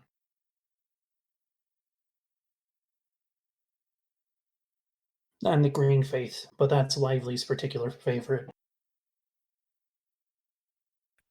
Okay, dope. So if we can't take cute souvenirs, I guess we have to go back on and trying to save your brother. About how far away do you think we are from him? Or like how hot or cold is it? Also, by the way, how late in the day is it? It's probably coming to the point where, as you get here, you want to set up camp for the night. It's getting, like, it's not getting dark yet, but it's getting, like, you're gonna lose the light in a couple of hours. And this is objectively the safest place to rest that you've come upon probably since that statue to Torog. I would imagine that from the knowledge religion checks and my personal experience, we would know that a temple of Desna is a place for travelers to rest. Yeah. And Desna takes a very big interest in her flock. Like, she has been known in the past to, when one of her clerics was killed and possessed by a demon lord, she almost rent the plains asunder to kill that demon lord. And then, like, the big deity contract of don't fight each other and don't kill each other's worshippers and things it was a giant thing. But that doesn't mean she doesn't care about her followers and, like, the relations therein. And then take Vin and then go another step, and that grabs all of y'all, to say nothing of if any of you are Desnan or even, like, close to chaotic good. Here, like, it's obviously warded against the undead. Your dreams are probably, like, warded as well in case someone tried to, like, access your thoughts in your sleep or nightmare you or something like that. Probably wouldn't happen here. It stands to reason also that the place has been, like, as the spell alarmed, it's covered in wind chimes. Matter of fact, as all of you move in here, the wind is dead silent. You realize that the wind picked up within this sacred space as you moved in to hit all the wind chimes to alert anyone here that you were here. Before we make camp, maybe our nobleman friend here could summon a bunch of eagles and send them up high in the sky. Maybe your brother isn't Great far fucking from idea. here. When That's in doubt, awesome. I scout like it that. out. Dig it. Yeah. At this point, there also lasts a couple of minutes, so you might be able to scout a. So yeah, I can use my thing. So That is good they as can hell, last yeah. for 6 minutes. Yeah, so 6 minutes instead of 3 minutes, and they can fly out. Let's see how. Well, Tommy, how many do we need so I know how many to roll? Depends how many to perception scout this checks thing you want out. to make, really. One could probably do it. Given that they won't stay around long enough to leave a hex, you'd basically just be sending one person up to fly around and look. You were breaking out. You said sending one person up to do what? Just to, like, fly around and look, basically. Just one. Okay. I realize I should have organized my tokens better. I mean, Oh, Lord. it should be pretty useful because he said that they are all telepathically connected to him, so Yep, they as should long as make we're all on the great same stuff. plane of existence. Yeah, that's hella good. Okay, as I frantically dig for the right token, how'd we do? Okay, we got 2. Go ahead and make the perception checks. You're essentially rolling with advantage because you got 2. Nice. Where is my? Oh, who can? I did. Oh wait, Come these are on. organized. Give us those perception checks. Come on, Okay. find the brother. What'd If you find the brother, then Vin will be very thankful to you. This is your chance. Also, can you stop rolling once on your D3s to summon? That would be really nice. Would be super I bad. know. Yeah, let me pull up the Eagles' perception. I think they have like extra perception. Yeah. Yeah, I also think that eagles have pretty good perception. Something the size of a rabbit at more than 3 miles away. Holy shit. I needed to go to the National Geographic website and get some. And some here we thoughts see Yeah, Okay, eagle. plus 8 to Eagle perception. have plus 10 perception have eagles. And Right? here we see the Homidus They have plus 10 or plus 8? stupidus. I just read plus 8. That's the racial modifier bonus is plus 8. It says that Okay. their total bonus is here. It says initiative plus 2, senses, low light vision, perception plus 10. So it sees all the things. Okay. The first thing reported back to you by far, I'm going to roll me a d6. And this is quite genius on y'all's part. I'm V proud. There are 2. Alrighty, that could have come out much better. We'll put them right here and right here, representing a large flock of everything from like ravens to vultures and back again, flying and circling over the Neural Marches. Most likely because there's a lot of undead there. They have been drawn to the site by the smell of carrion. You imagine if you looked any harder, you truly could find like carrion eaters and other things as well, moving through that part of the swamp just for a meal. Each one of these hexes is 12 miles. Y'all are there. Yeah, you can find this one too. It's important. You got an empathic link with them. They have just crossed the river behind you.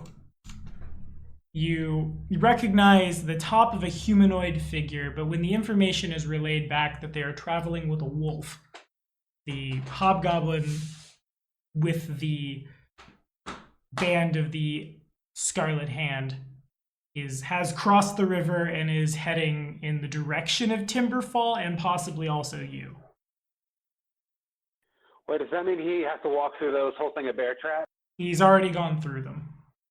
Oh. Also, you cut out possibly also what? Possibly also, let me turn my mic so it's closer to me. Possibly also towards you guys. Hobgoblin, like one of those who belong to the to those Red Hand or whatever they were called. Yes. Like that, a hobgoblin, right? Mm-hmm. Hobgoblin and a wolf. Yeah, that guy. Okay. But it seems we no weren't sign lucky enough. No. But no side of Monroe, no.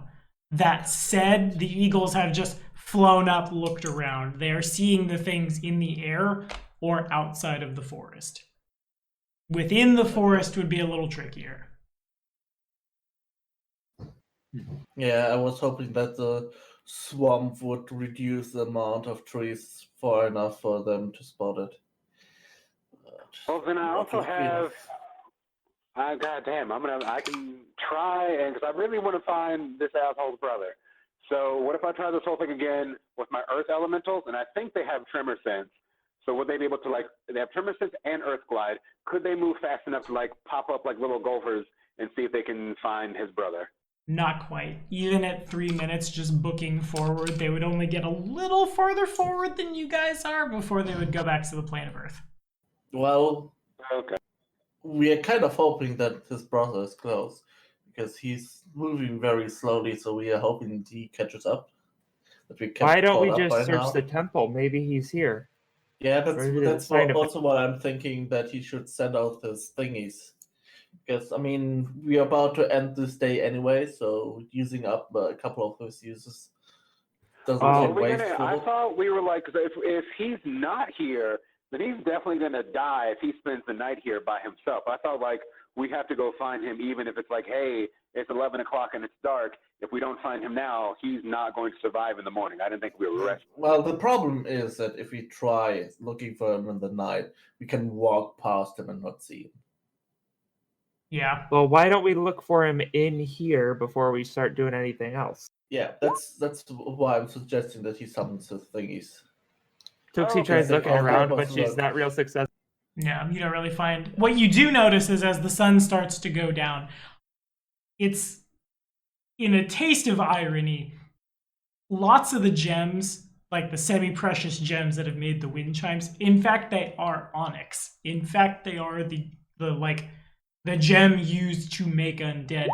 They've been polished, and in some cases, just outright like magicked to shine a little brighter as like the sunlight starts to fade and the moonlight starts to rise. There's so many. They reflect starlight. Like you look at them and suddenly, like as the light hits, you realize they've been arranged in such a way to form like various constellations and things, which is again like just right up Desna's wheelhouse. That said, there's probably like there's a lot of semi-precious stones here, but like probably like 2,000 gold of them would be in onyx alone. God damn. That's a lot of gold to hang just into the trees. But I guess it makes sense if this is like a temple of hers. Like, if you were in a city, a temple would also have like that much of precious stuff in it. True. It's also a survival check, Makes sense. actually. Let me get a survival check real quick as I stumble into some really good flavor text that I didn't quite. I'm on one today. I gotta have more candy bars before session. Tuxie, it dawns on you that what you're looking at is a trap. If you What were, I'm looking at is you cutting out. you're Yeah, looking you at cut is out. your mother. I'm gonna relog. Hang on. Usually that fixes my problems. Hop bam, hop boom, hop boom, boom, hata gata. What you're looking good. at is a trap. If you were a necromancer and you see a shitload of onyx hanging in the trees, then you send your minions to go get it, and then your minions explode. See what I mean?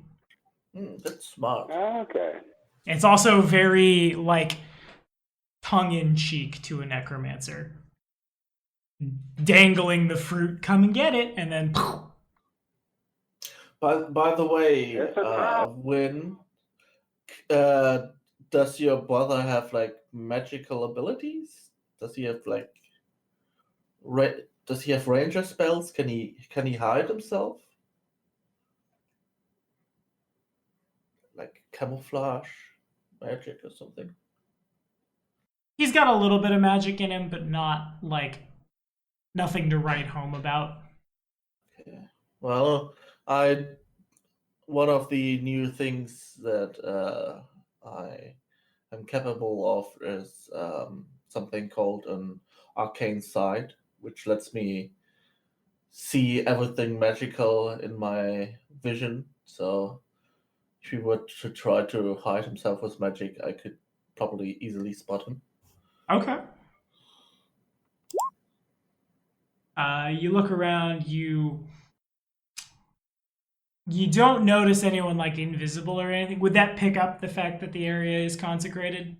Yeah, it's like a beefed up version of detect magic. Yeah, you definitely, everything you were able to confirm seeing this place already, you can confirm with Arcane Sight. It is like objectively a very, very good place to rest.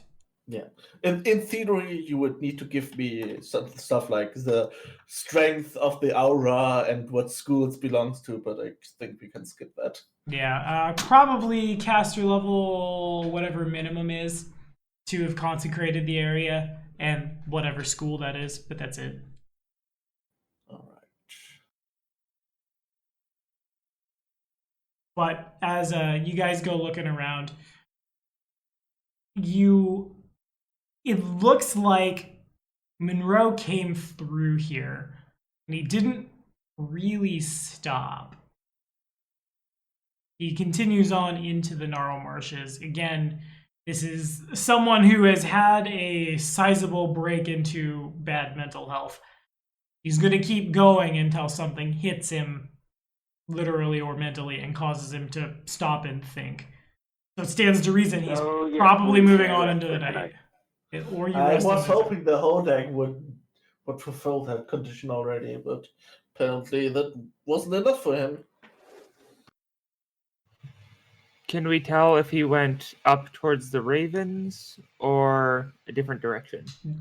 Looks to be just straight line. He's found a direction and he's moving that direction. Gotcha. Oh, God damn it, Monroe. Making this so difficult for us. The only thing that could make this worth is if his natural terrain is actually the swamp, and he can move twice as fast. Oh. I told you not to get the DM ideas. Who, me? Yes, you. You should know that. What's your brother's favorite terrain? Forest. Okay. At this point, he's moved farther into swamps as well, so he's not booking it super hard. Okay, I was afraid that the swamps might be his favorite terrain.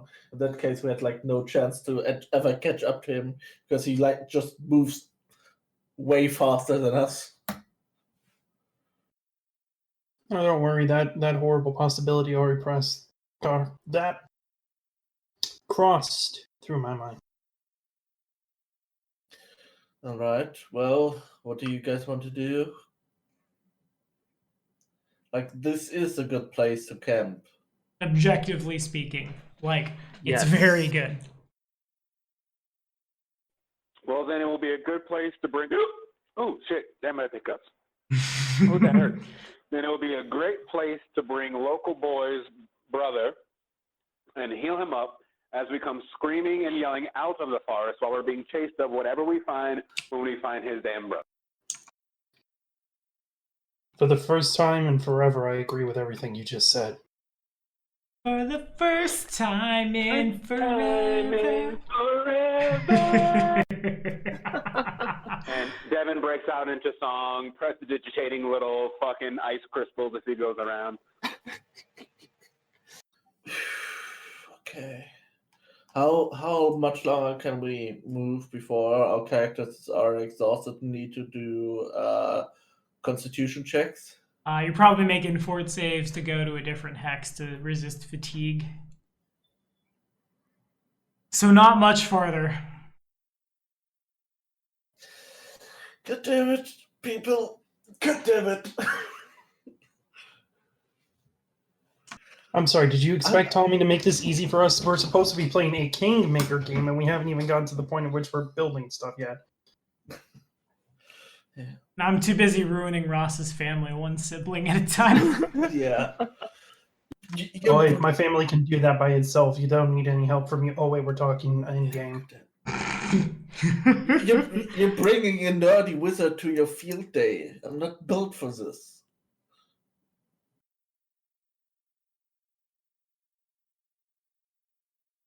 Alrighty. Wheel Well, team?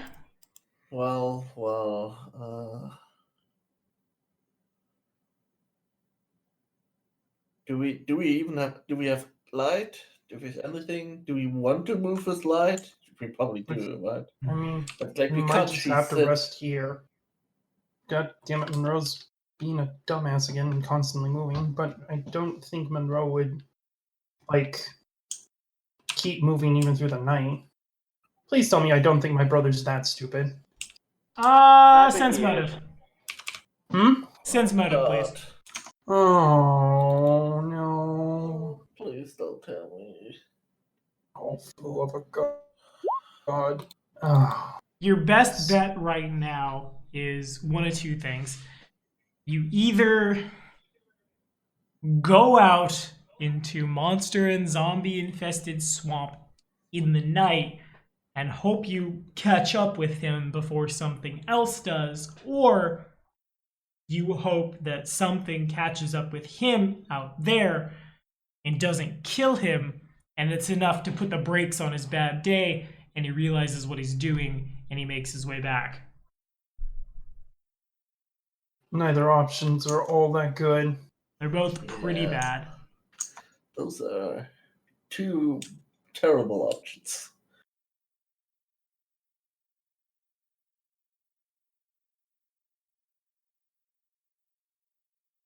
Well, I know, maybe it's not. Oh, sorry, my mouth is full of food. Maybe it's just me, but I feel like if your brother could possibly be out there dying, you'd want to go save him, even if you're like, oh, I'm so tired. I had to walk 5 miles to save my brother's life. Let's fucking go save him. yeah. I want to go save him. But, I mean, like, are the tracks, like, are his footsteps, like, getting shorter or anything like that? Is there any indication that he's finally tiring? Not really. God damn, that well-chiseled hunk of human flesh.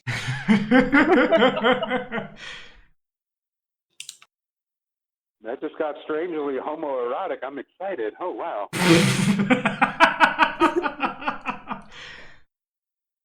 Down, boy. I'm not that way. Especially Okay. not with family. Yeah, the same West Virginia.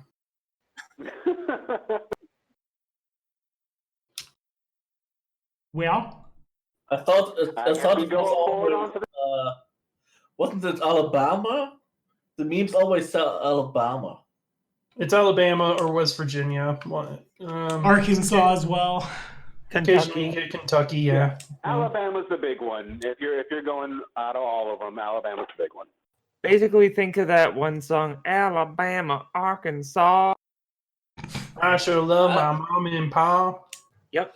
A little too much. I don't know that. I only know Sweet Home Alabama. Yeah, the only thing that song's missing is a line about incest, and then it is a very accurate representation. We all joke. It's not actually it's not accepted at all, but it happens. But it happens. Well, what are we doing about the game and not about the state of Alabama? Yeah, we're going forward. We have to find this asshole's brother. We're heading out into the swamp. We are apparently currently leaving most of the decisions to win. Yeah, it's his brother after all. Okay. Damn you, I GM. go up to him and I tell him, and I'm like, look, your brother's out there dying, and if we can save him, you know how much he would love us for saving his life. Let's go. You know, he probably actually bitch and moan about us following him out here. But yes, let's go. Alrighty. Is it a whole squad heading out? I fucking hope so. Nah, Yes, he it's is. just the summoners. It's all we need. It's finally balanced. Smiles, sighs. We could do it. We can make a really awesome buddy cop movie do it. I still have a second level spell slot for some summon nature's allies. We could just go full summoning party on this. As you do. Woo! Ooh, man. And also Ragnar shows up. Alrighty, let me get perception checks. Is he? Is he? No, I mean like he's his not. token is. Let me get perception checks. Okay. For a second, I thought that Chewie just joined and I didn't notice. Man, I really miss having Lulu with me right now. Give it a few more levels. We'll get there. No, she's not coming back. Alright, she died. I killed the familiar. God damn Yep. it. We tried so hard to keep that stupid owl alive throughout Something character. big.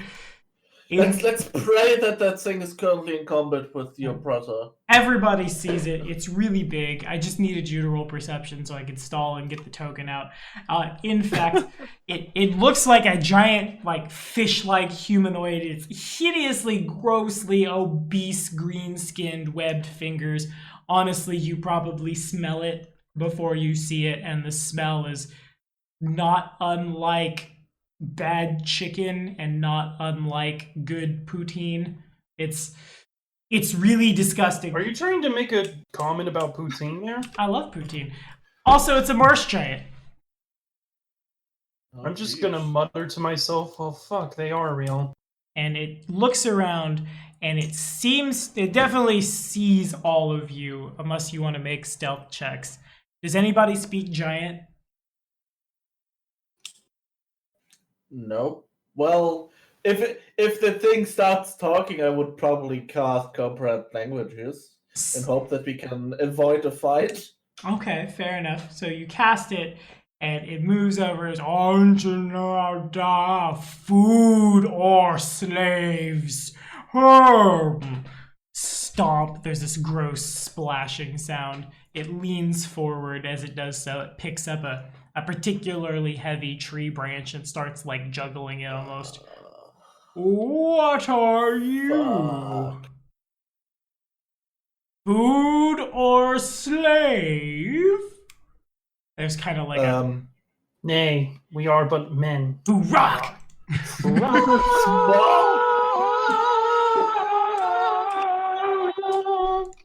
I'm so happy that we all were able to do that and share that moment together. We all know the D.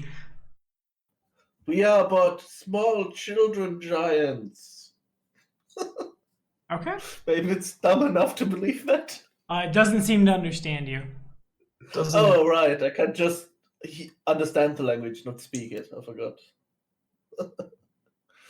I doubt he cares. Well, yeah, combat that hasn't started that yet. thing, Dang it. for Yeah, the rest of that's the it. group, that thing wants to eat or enslave us. At the moment, it seems mostly confused. Like, not sure what it should do or what it can do. Almost as if it's like sizing you up. Can we try an intimidation check? Yeah, go for it. Yeah. Let's do it. And they all start singing Tenacious D and scare the thing off. Rock! Oh, Yeah. that was terrible. I'm gonna timely inspiration that. Alrighty.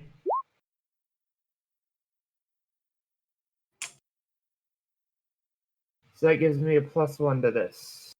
Okie dokie.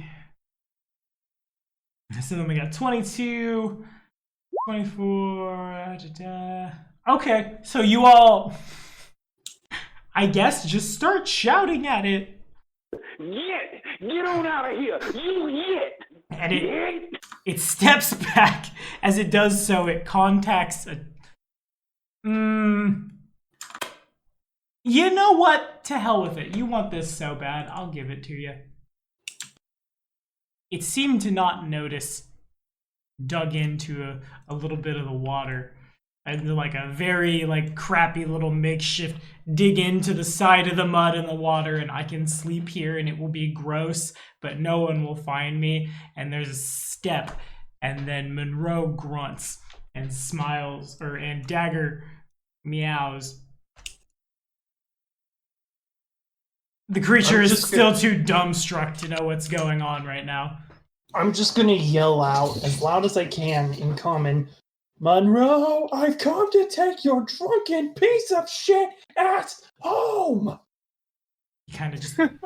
he looks up. He looks over at you. The giant is still kind of just like, what even? Ro looks over at the giant and just, what are we doing about this thing? Seems too confused. Fuck off, giant! Well, currently it's confused. How about running away from it?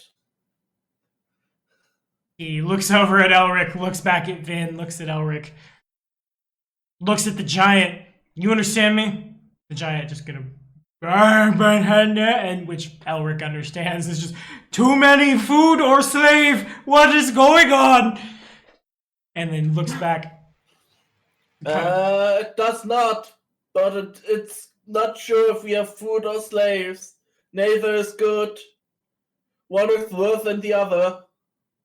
Though, I guess. I have such good communication skills. The best communication skills. My 7 I'm sorry, charisma are you really an through. intelligence caster or a charisma-based caster? Because I can't tell the difference right now. God damn it. Certainly intelligence. My glorious 7 charisma is doing just See, fine. you don't need to be charismatic. You just defeat them with facts and logic. All right, Mr. Exactly. Shapiro. Oh, please don't associate me with No, him. I wouldn't. We don't associate anybody at my tables with him. Or we fight. Speaking of fight, Monroe gets his way over here. Dagger comes over and like starts sniffing at Smiles. Dagger has obviously seen better days. Patches of fur are missing. Dagger's like... all 4 of Dagger's toe beans are super bloody. And like mouth and eyes and nose. Not the best. Shoulders, knees, and toes. Shoulders, knees, and toes. Knees and toes. Monroe has a couple of javelins left as he makes his way over, and he sees Gregor and sees his sword on Gregor and just, don't think that's yours, boy. He holds out his hand and like 2 fingers motions, give it. So much for that sword. If we'd only let him die. Sarcasm, sarcasm. Marsh giant. Finn still kind of gives you a look. 1 food, 1 slave. The dog does work, and then there's a hairy slave, and then shiny food. Ow, my teeth. Continues just like the giant is clearly not understanding what's going on right now. Tooksie's Okay, gonna heal Monroe.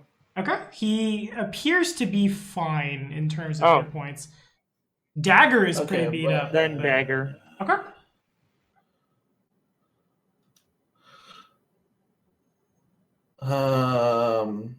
Well, I want 14 to hit points support back. Tooksie's Intimidate by mimicking the food sound that the guy makes with ghost sound, but turning it up by, well, currently I'm level 3, so as if 15 people were shouting it at the same time. Okay. Tooksie likes the idea and adds in her ghost sound. So it's Because- 30 people. While I can't speak his language, I can hear what he does, so I can mimic it with ghost sound. And I'm just turning it up to as high as I can get, which is currently, I think, 15 people. Okay. And it just turns around real confused. Just food! Where food?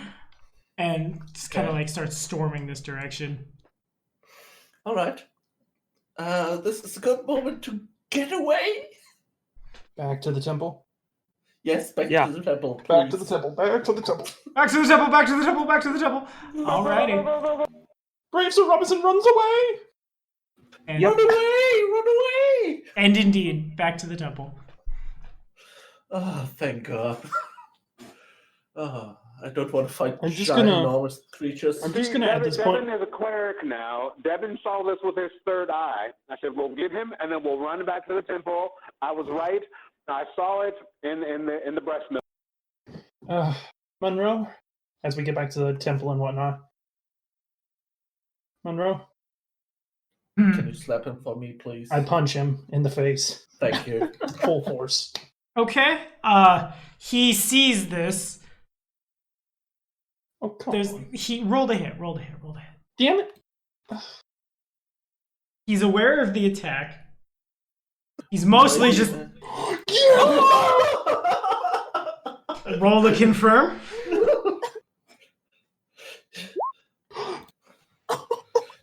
You critically punch sense into your brother. And even with the -4 from not having proficient, you don't have improved unarmed strike. It does connect. You hit him. Did he get his sword back?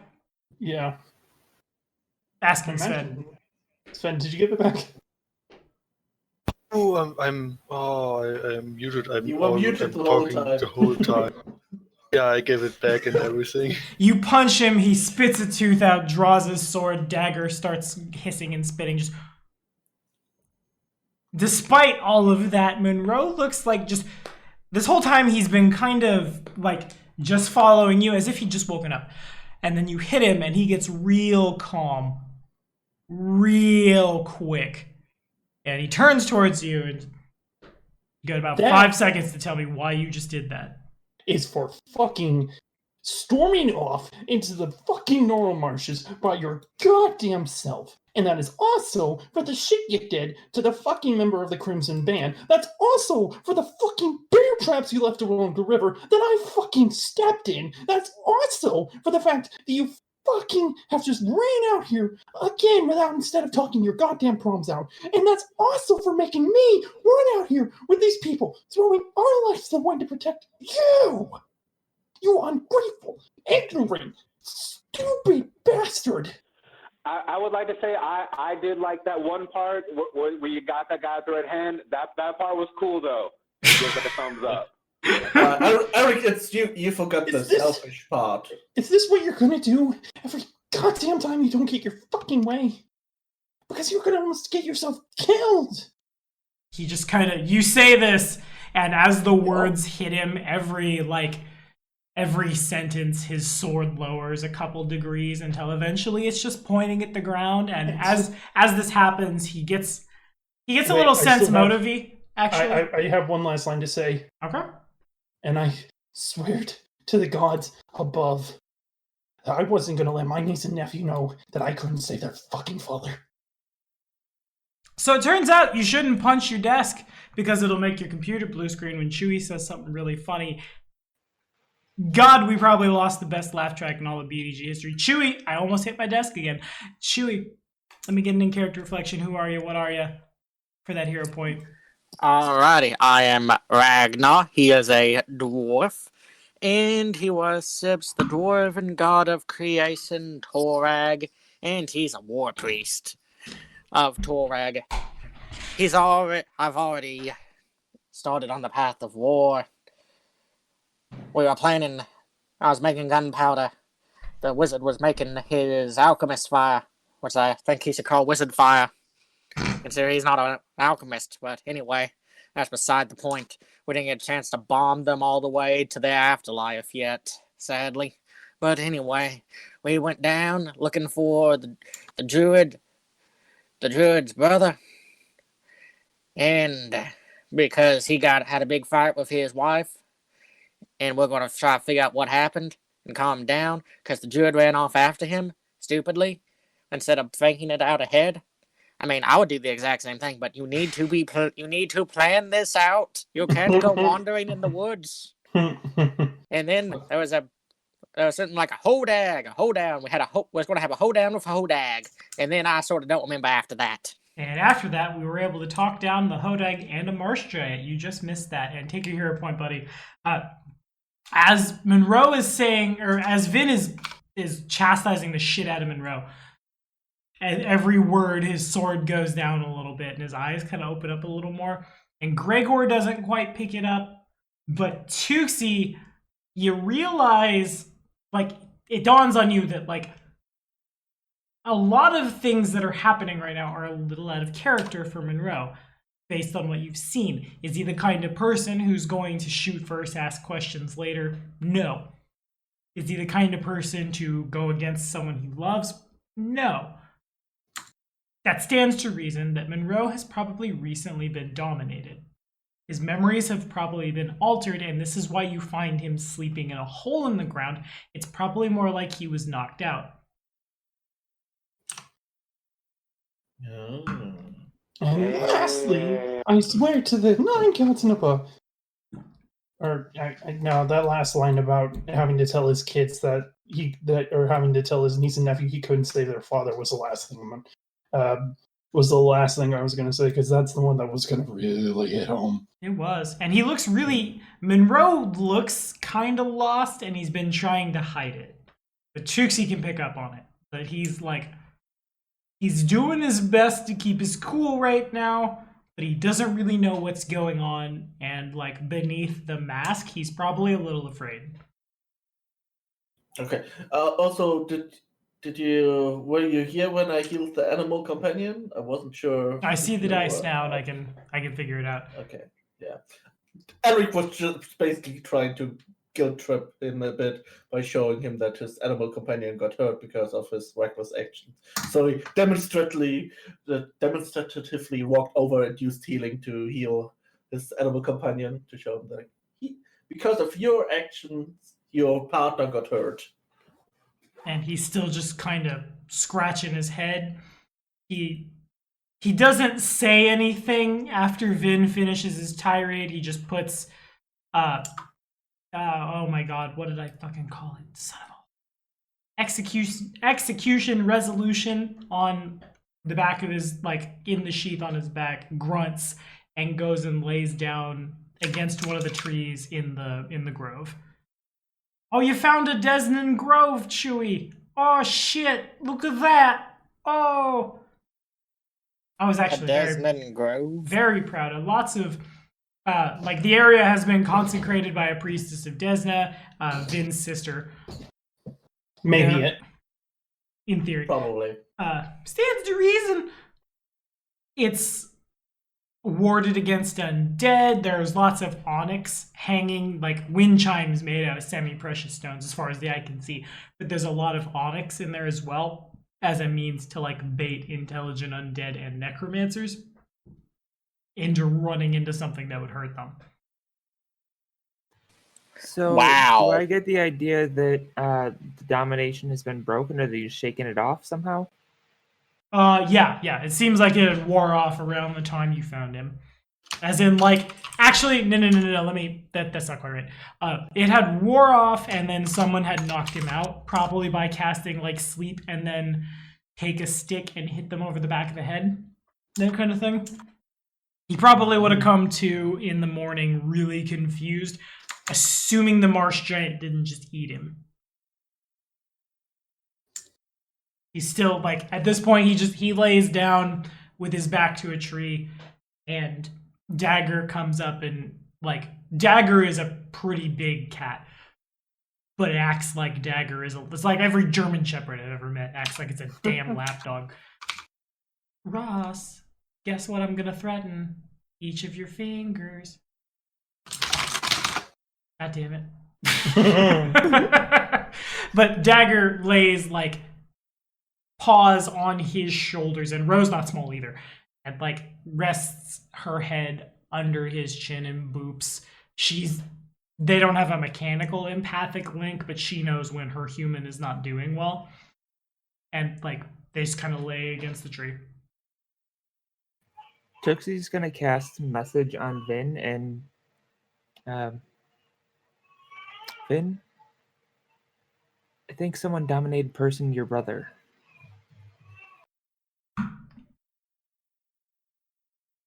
Upon hearing that, I'm going to blink, kind of, like, look over to her. like kind of mutter concern. And I'm gonna turn back to him. What's the last thing you remember? He looks up, his eyes stop on Gregor. Gregor is the only person in the party he hasn't met yet. And he looks at Gregor a little too long, looks him up and down. Do you trust him? Yes, you came Why? out here to help me find you. Fair enough. Last thing I remember, those damn... He snaps his fingers a couple times. The Fae. You remember the Fae. Of course. What about them? It's the last thing I remember. That's the last thing you remember? He nods. Oh, shit. I hate to break this to you, Monroe. You...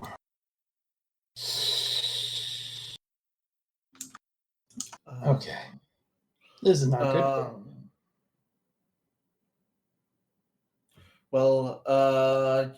If there was magic involved, Elric will once again activate his arcane side because depending on the strength of the magic used, I can see magical residue, like the aura of the spell left on him. If there's still something that I can see, then that would have been a pretty powerful spell. Yeah. You can actually make a spellcraft check. Okay. Like there are 4 levels. There's faint, moderate, strong, and overwhelming. Which is like 5, 10, 15, 20. Right? Yeah. Okay, spellcraft. Craft that spell. Okay, where is it? There we go. Let's do it twice.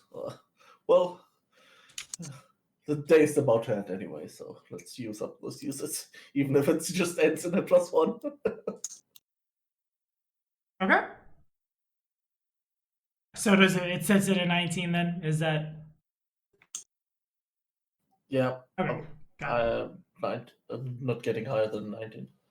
Okay. Well, I can try again.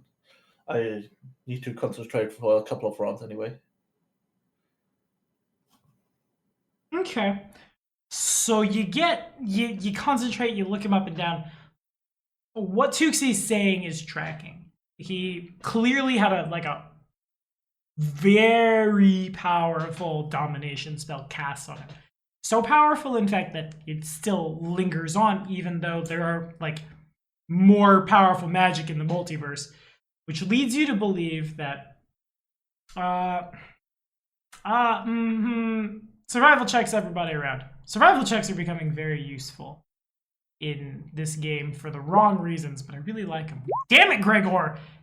Good for Vin. Vin's killing it. Vin for days. And then Elric says what he says out loud, and then Vin, it dawns on you. You, and Tuxie also is V-Smart, you're out here on an expedition.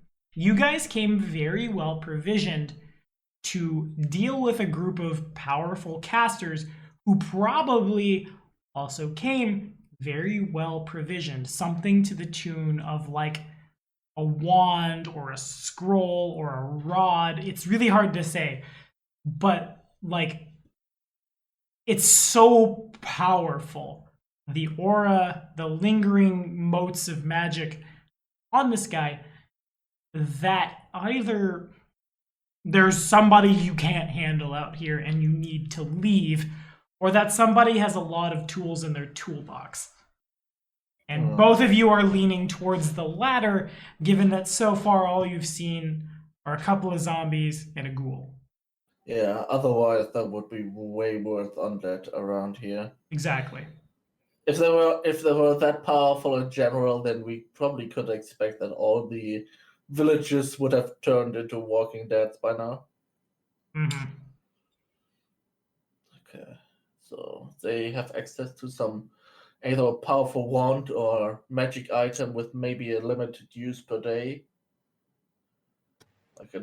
You know who had a lot of money? That Scarlet Hand group, but he killed one of them, so why would they take control of him to do that? It doesn't make sense. Well, Wait, do you remember killing a member of the Scarlet Hand, right?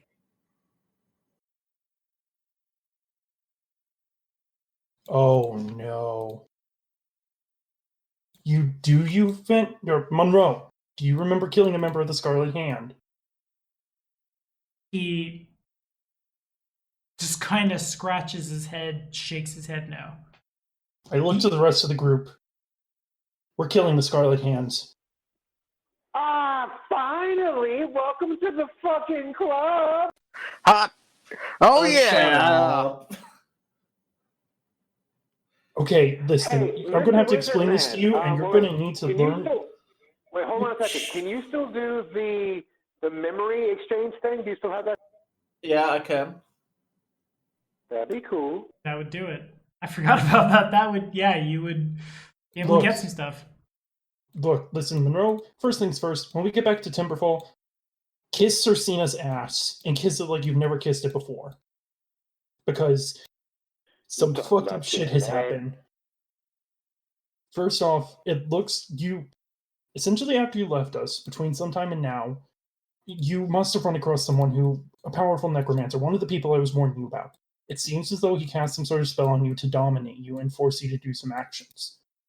One of the things you did was plant, basically a minefield of bear traps along the Thorn River. And there, for some reason, the Scarlet Hand must have either had you or killed one of their members.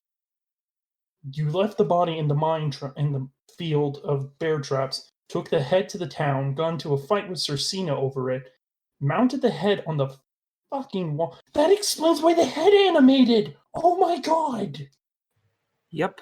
Okay, mounted the head on the wall, left, and started trekking all the way here into the Normal Marshes, and it seemed so weird and everything, and I needed to find you after all the events. We were going to talk to you about trying to figure out about the Scarlet. And you mentioned the one hobgoblin chick heading towards the town. Mm-hmm. Ro is just kind of dumbfounded. That was all the information is. I mean, he's shaking. He's still laying down, like, holding his emotional support Puma. Hi, welcome to Tiger King, I suppose, is what this is now.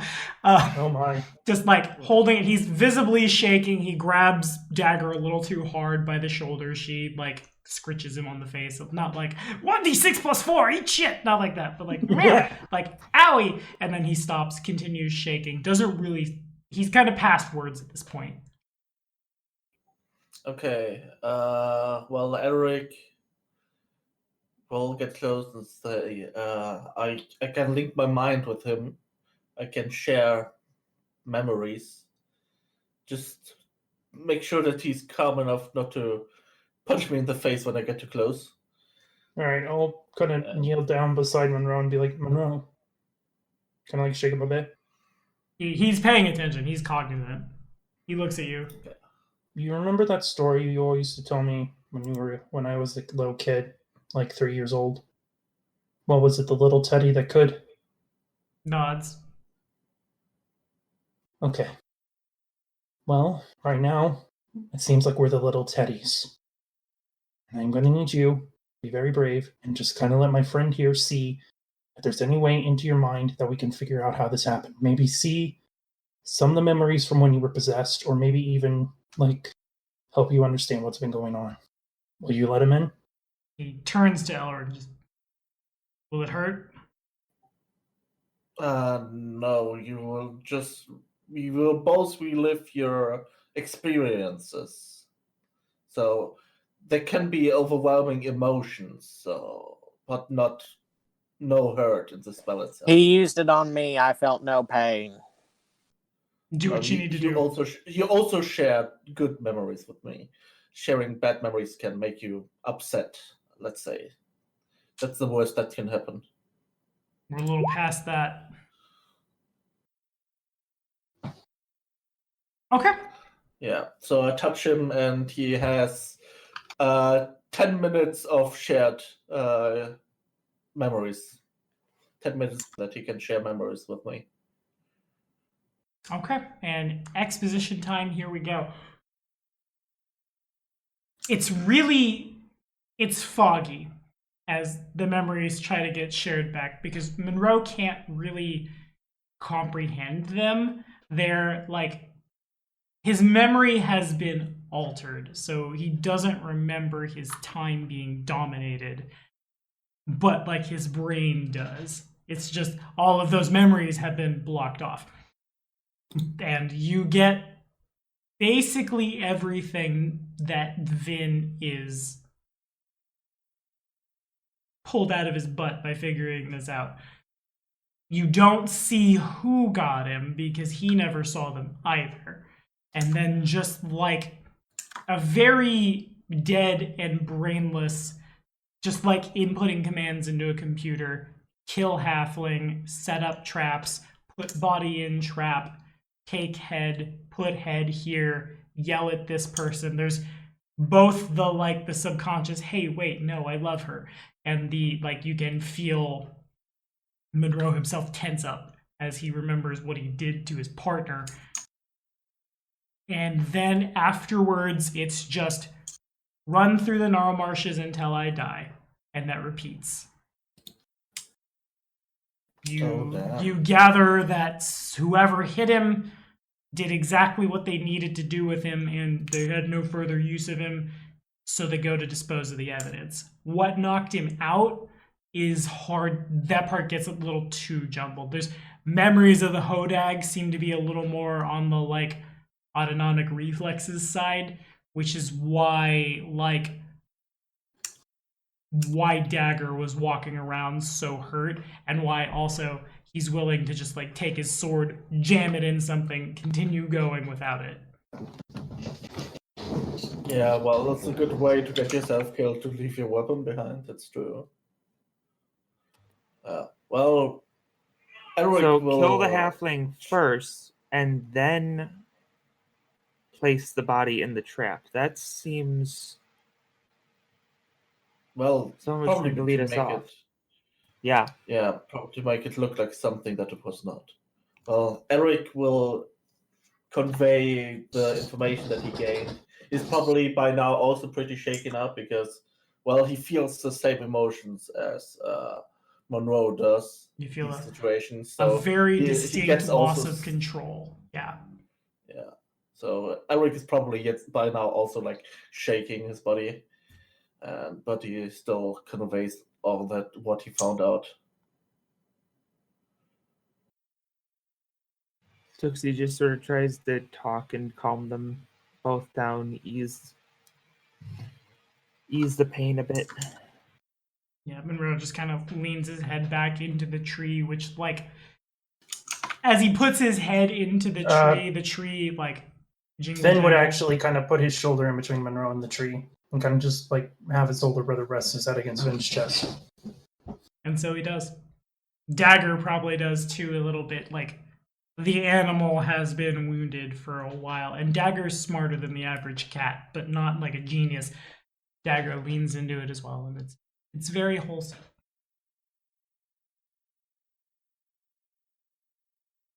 At this point, I'm just going to look up to the rest of you guys, tears in my eyes and me, and just say, thank you. And it's the first time in a long time that Vin actually looks, like, in this light and everything, you all can actually see, he's still just a teenager. He's still just a kid. This is the first time he ever actually looks his age. Tuxie sort of smiles lightheartedly, goes, well, anything for my fiancé. Bro kind of raises his eyebrows. I hate you. Sometimes I forget how young you are.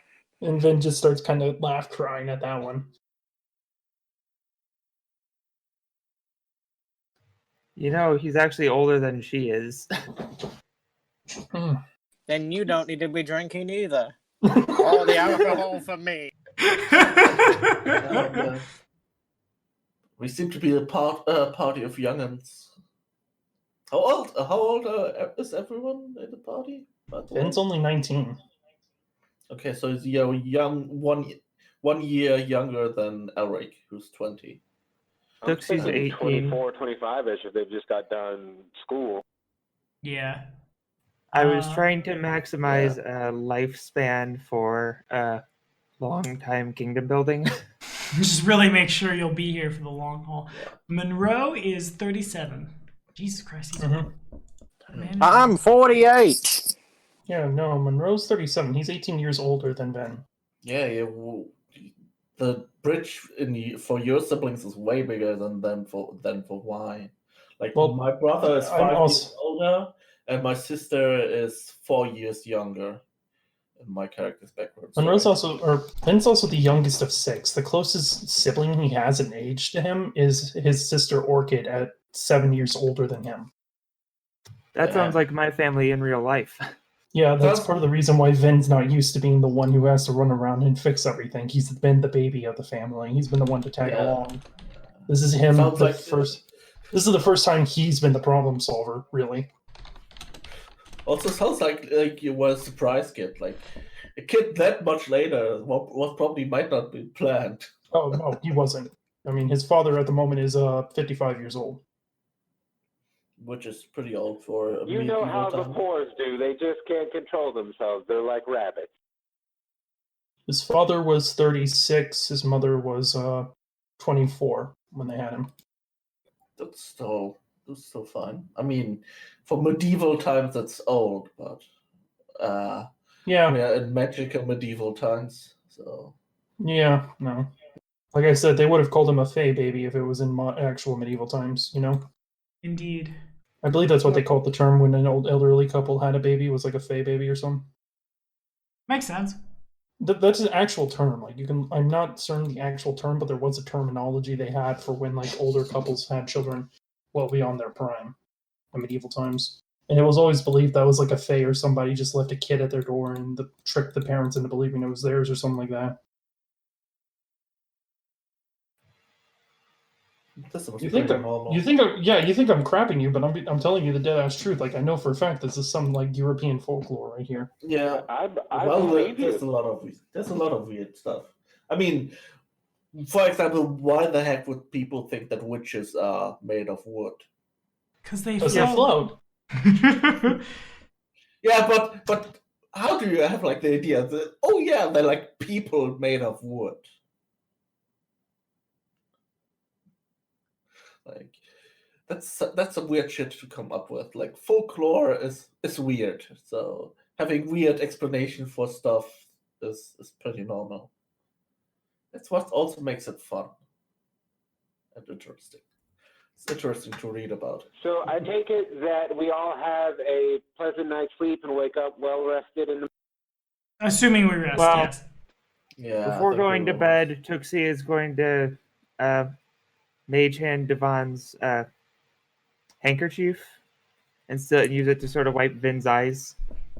Do I have enough time to finish crafting the gunpowder? Yes. Before? Yeah. Yes. We'll say that's what Ragnar's been doing in his time not here, so Chewie can still be productive when he doesn't make sessions.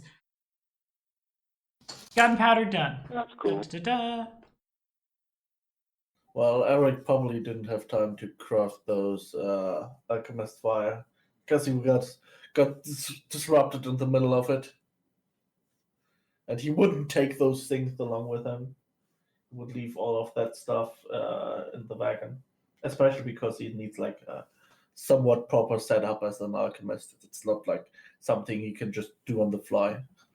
If local boy's brother and his cat are going to come with us, I feel like if it's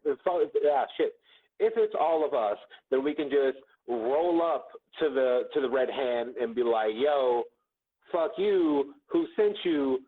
Why do you want to kill me?" And get all the information we need from them, and then just kill them ourselves and not have to worry about trying to fancy blow up. How about we get But back explosions. back to the village first? Let's have a good night's rest. Tomorrow we will get back to the village, and from there we will see how we will move on. How does it sound? I don't feel like talking about our future plans right now. I'm just glad that everyone survived. Yeah, I guess. Okay. Works for me. You guys make it back. The night is restful. Everyone probably has the best sleep of their life in the sacred ground of Desna. Even Monroe, who He's still not talking a lot. As he's woke up, he's clearly still just... He's been bamboozled and would like to have a word with his bamboozlers. He's up and ready to go, probably before anybody else is. When you make it back to Timberfall, there is a... Stuck in the wagon, there is an arrow. Dangling from the arrow is like there's a bit of string and an envelope. Well, first things first, how does Monroe and Cersina get along? Like when we first bring them back to town? She glares at him. He just kind of like... He looks at you, Vin. He goes to say something, doesn't. Sheepishly looks at like a... Try to pantomime, let's talk about this somewhere in private, then just scratch. Yeah. Vin will like just kind of like drag him aside and be like, Cersina, okay, listen to me, please. Don't be too mad at him. Why not? He was mind controlled. She just kind of That goes sounds wide-eyed. so dumb. It's like a I bad- don't know how to handle this at the moment. It's the truth. You know, I'm like, he was mind controlled. Remember those necromancers I've been warning you guys about? She nods. Yeah. Well, they found Monroe while he was traveling and seemingly dominated him. We think it's the Scarlet Hand because they had him kill the halfling and then put his body in the freaking traps and then had him nail the head to the wall and whatnot for all of this. I don't know why. And then they told him just to go out into the woods and die. Like, think about it. This is Monroe. You know him even better than I do. Did his behavior yesterday seem like him? She shakes her head. Eyes are really wide. She looks at Ro. Ro looks at her. They excuse themselves behind closed doors. Yeah. Ven's like, I'm gonna let you two talk this out. Me and the rest of the group, we gotta take care of the Scarlet Hand. They're more than just a mercenary band. So we're gonna go figure some stuff out. And I imagine as they're kind of having their private conversations and whatnot, Finn's gonna come outside to the rest of the group poking at the arrow in the wagon. I imagine. That might not be how it is. Who Grab knows, it the could be somebody gets shot in the arrow. chest with it for all I know. Okay. Grab the yeah. arrow. There's arrow, a bit of string, and then like there's an envelope that is sealed. And there's a little like hole in the side of the envelope where one can loop the string through and tie it. Before we look at the envelope, could I roll craft weapon or something to see how well quality of an arrow this is? Like, is it just a standard one, or is it someone who has enough money? Is it well made? Does it look like somebody's, spending lots of money on this stuff, basically? You can tell it looks pretty standard issue. There's nothing super special about it. Alrighty. What about the envelope? Is there like anything on there, like a seal or something? Was There's it sealed? not a seal on it, but the envelope is heavy, as if there were something inside it other than like a letter. There's a little like bulge at the bottom of the envelope as well, kind of like, oh, it's hard to describe it. Like just like a little cylindrical bulge at the bottom, and now we all think the Is this envelope like really when they likes said it. Ramsey's penis in that package? Is there a dick in this envelope, Tommy? Is there a dick in the An box? envelope. It's not a dick, but I didn't think about that when I was putting this together. What was that one I'm a- movie, The Seven Sins or something like that? Seven Where Deadly the Sins. what's in the box? came What's from. in the box? Oh, what's in the box? I just remember because it was in Borderlands 2 for a while there, and then everybody's like, oh, laughing about the Easter egg, and I'm just over here like, what? Okay, so open it. Is there a dick in this package? Open the fucking envelope. Wait. Before we open it, I'm paranoid. I want to use my magic vision to see that there's like no spells on there. I don't feel like opening a letter that has like what is like explosive rune or something on it. Or mind control. Yeah, although I'm still just hoping there's not a package in the package. No magic on it. Okay. it seems to be fine. It's not magically trapped at least. If this is like a freaking mechanical acid bomb, then I'm gonna be so mad. So y'all open it then? Yes. And you open it, and falling out of the envelope as you open it, a human ring finger. And upon that ring finger is the Von Almar family signet ring. Oh no. The letter reads as follows. I will put Well, it- that's a fancy ring. I'll put it in chat in just a sec. To our illustrious traveling liars, we have it on good authority that you are, in fact, not a troupe of performers. What authority, you might ask? Well, I'm very sure the enclosed parcel will give you a hand with guessing, perhaps point you in the right direction. Anyway, Oh my god. Elric von Almar, that part is written like as if someone had pushed down with the pen to the point of almost breaking it, ink everywhere, all caps. If you'd like to see your kin alive again, please escort your merry band of servants, I'm guessing, back to the old trading post. You have a week before we send his head. P.S. Inform the reptile that I'll be waiting for a full and formal apology for how she embarrassed me. Assuming it's good enough, perhaps I won't have my band raid Timberfall for supplies and target practice.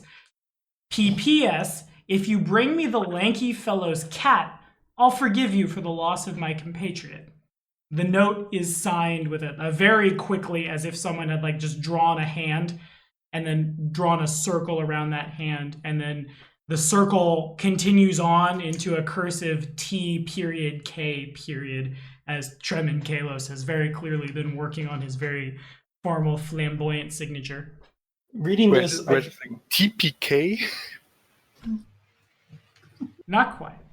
Finn's just gonna slowly turn to Devin with a face of, like, a very much, he just looks at you and is like, I fucking hate how right you are right now. No. You know what we do? We need to go. We need to talk. We need to have a nice conversation with them. We need to talk. It doesn't matter if they Hey, I'm stab you. sorry, okay? Normally I'm trying to be the calm one, and then for the first time in forever, I lose my calm, and you're the calm one, and then everything goes right, and now I'm just wondering. Yes, I just hope you learned your lesson, and then you'll trust me in the future, and that's good. I forgive you. It's okay. We can move on. I forgive you. I forgive you. Yeah, I do. I forgive you with all my heart. I forgive you. You certain? I mean... I forgive you. Okay. It's okay. Nice of all that you two are having a moment, yes, but I'm well aware of what we're about to have to deal with. Yes, I'm sorry. Yeah. Okay, all you youngsters. I helped you save your brother, now you help me save mine. Wait, your brother is the one who came out here to give this? I thought your that was his family's crest on the finger. I would have thought your brother would have been like rich enough to just send like a merchant or something out here, like someone else to do it for him. Well, he's an adventurous type. He probably just got here with like 2 bodyguards or something. Nothing too over the top. He spends a lot of time as a traveling merchant before he became like a merchant lord. But before he became a proper merchant lord, okay. Yeah, so you got a merchant before your lord. He kind of got that in his blood. He's adventurous type. He's way more outgoing than I am. So. Why didn't he go to the order and ask for good bodyguards? Probably didn't think he'd need them. Yeah. Well, y'all, we need to plan this out. You all are young. I have at least heard stories and have seen war to a certain degree. We need to plan this out. I look to the druid. Can you gather up snakes? Yes. Can you gather up snakes, you and your brother? We could get snakes, put them in barrels, throw them over there. We have the explosives. We don't have much time on us. I would be having us make catapults and stuff like that in trebuchets. So, okay.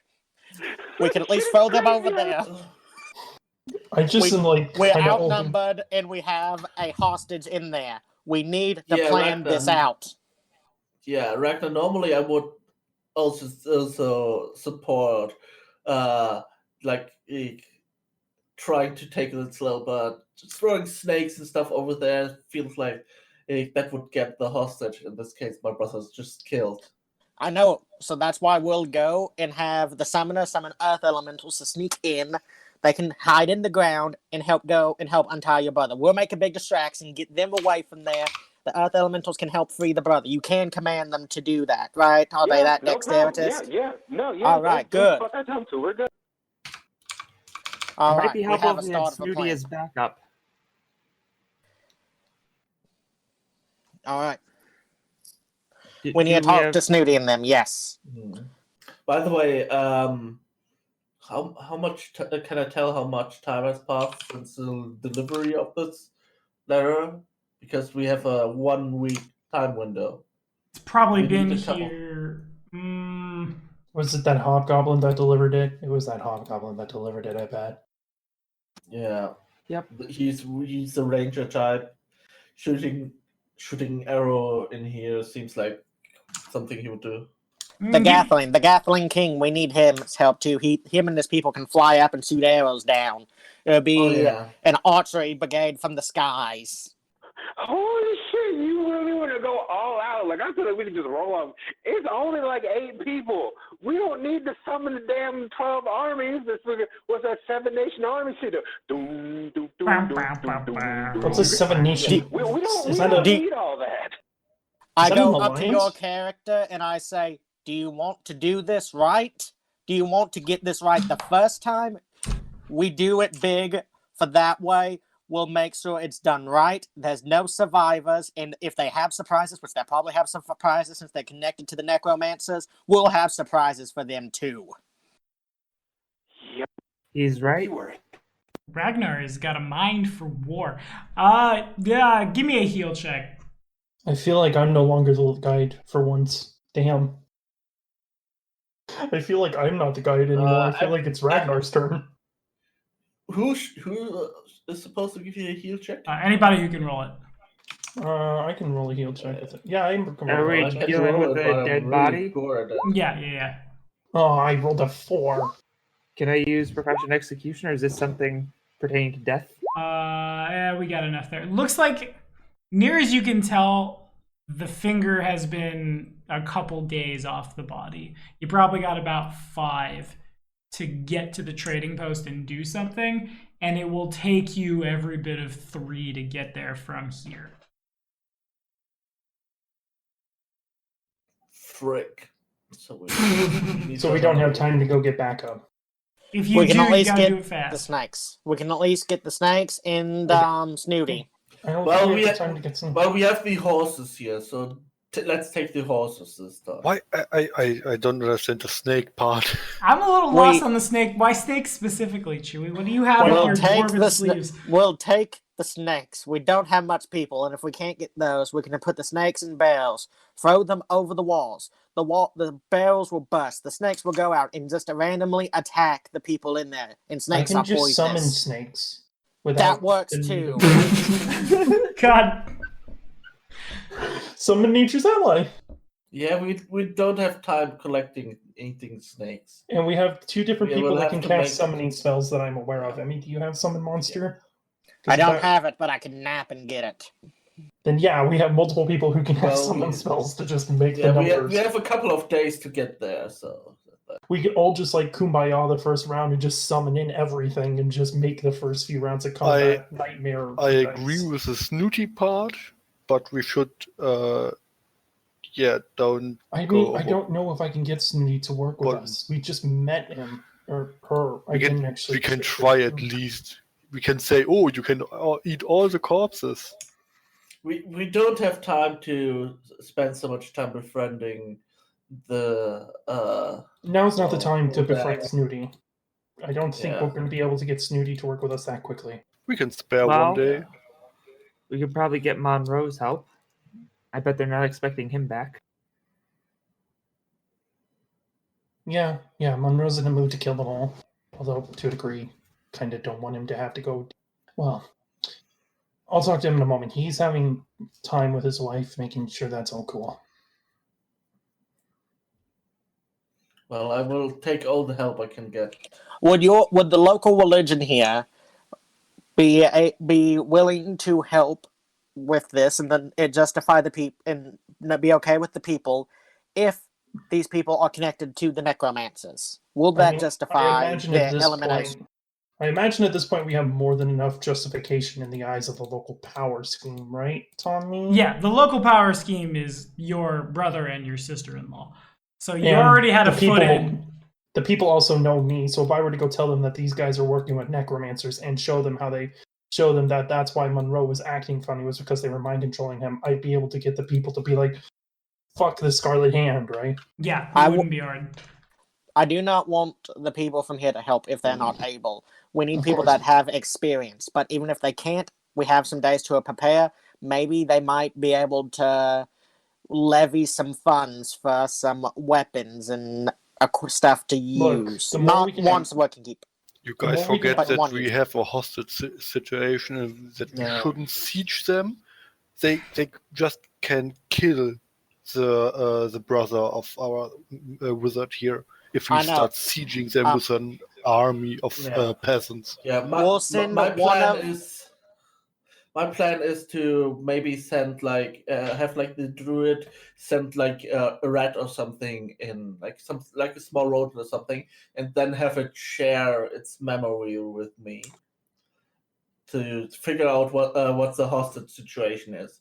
And That's a good idea. And if we can figure that out, and there's a good way to deal with it, maybe we can have our summoner here summon 2 rounds of earth elementals, let them glide into the ground and surround the hostage and protect it, while we attack the outpost.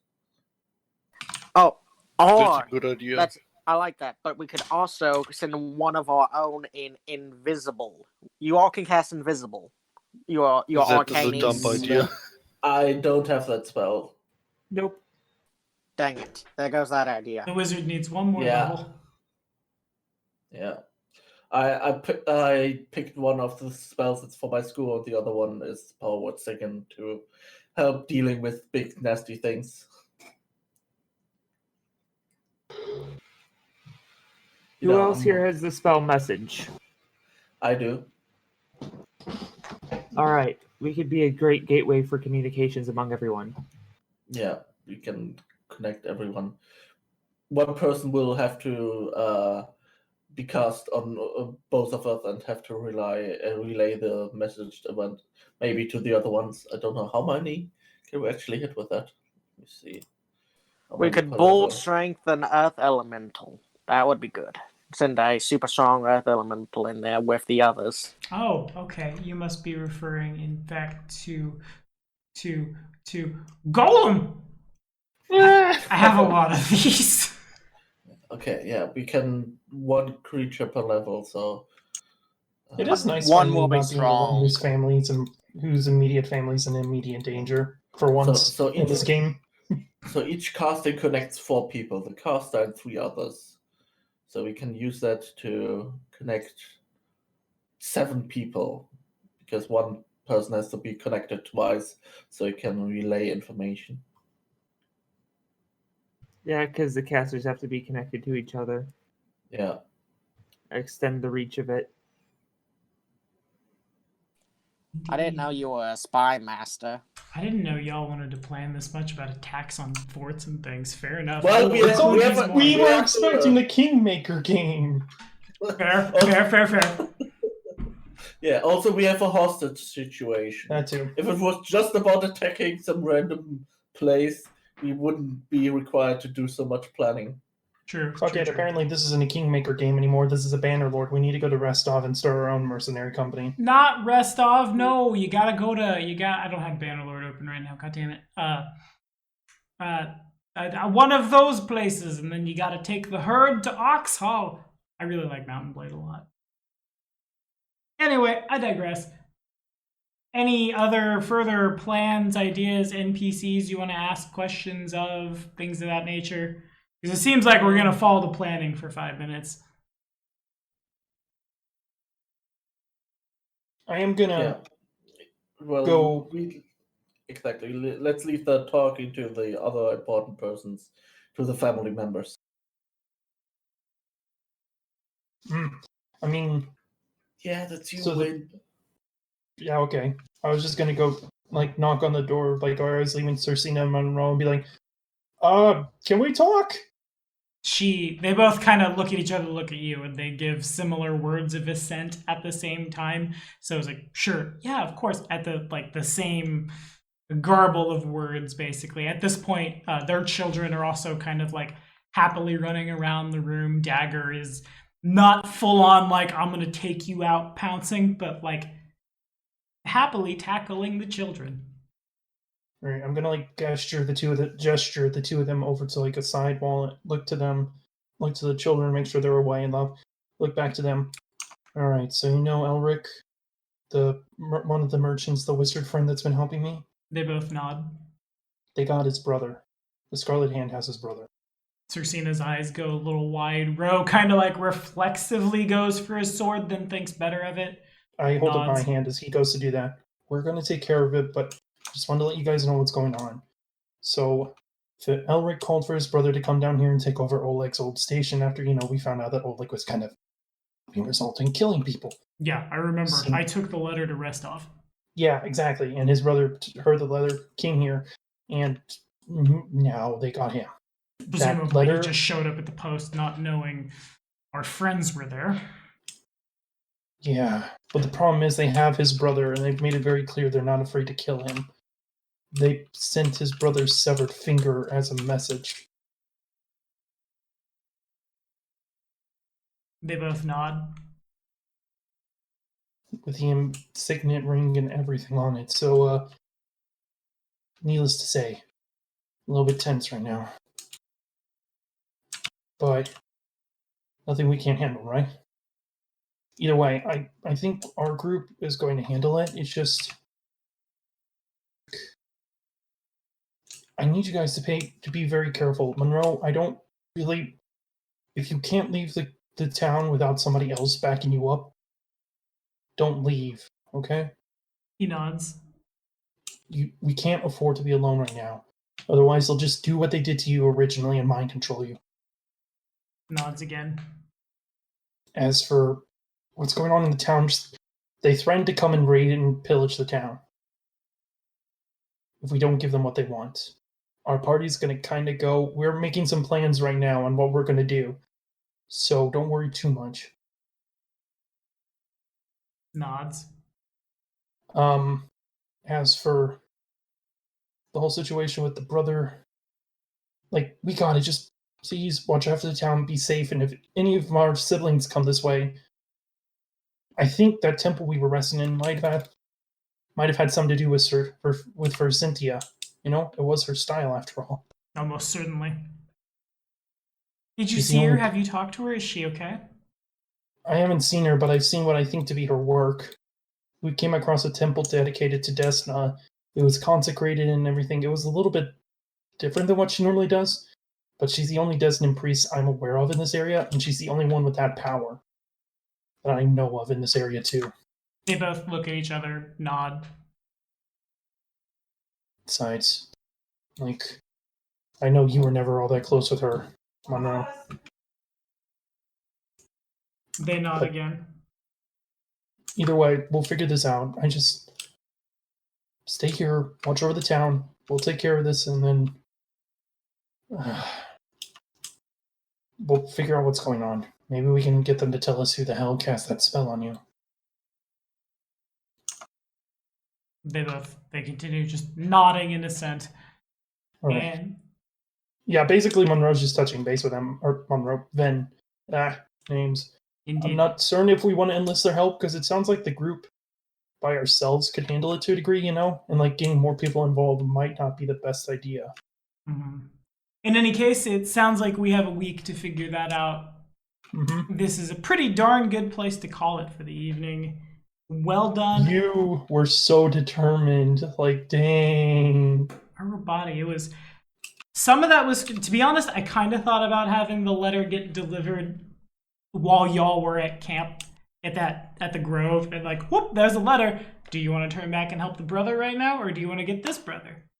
But Oh, that would have been so that would have nasty. been really good. But there's been enough deliberation in my Kingmaker games that take the entire session that I decided against it. But God, I coulda. Anyway, thank y'all for watching. Next week we're gonna attack Oleg's trading post. What the hell is this? It's Spoopy Kingmaker. Say bye, y'all. Bye. Bye.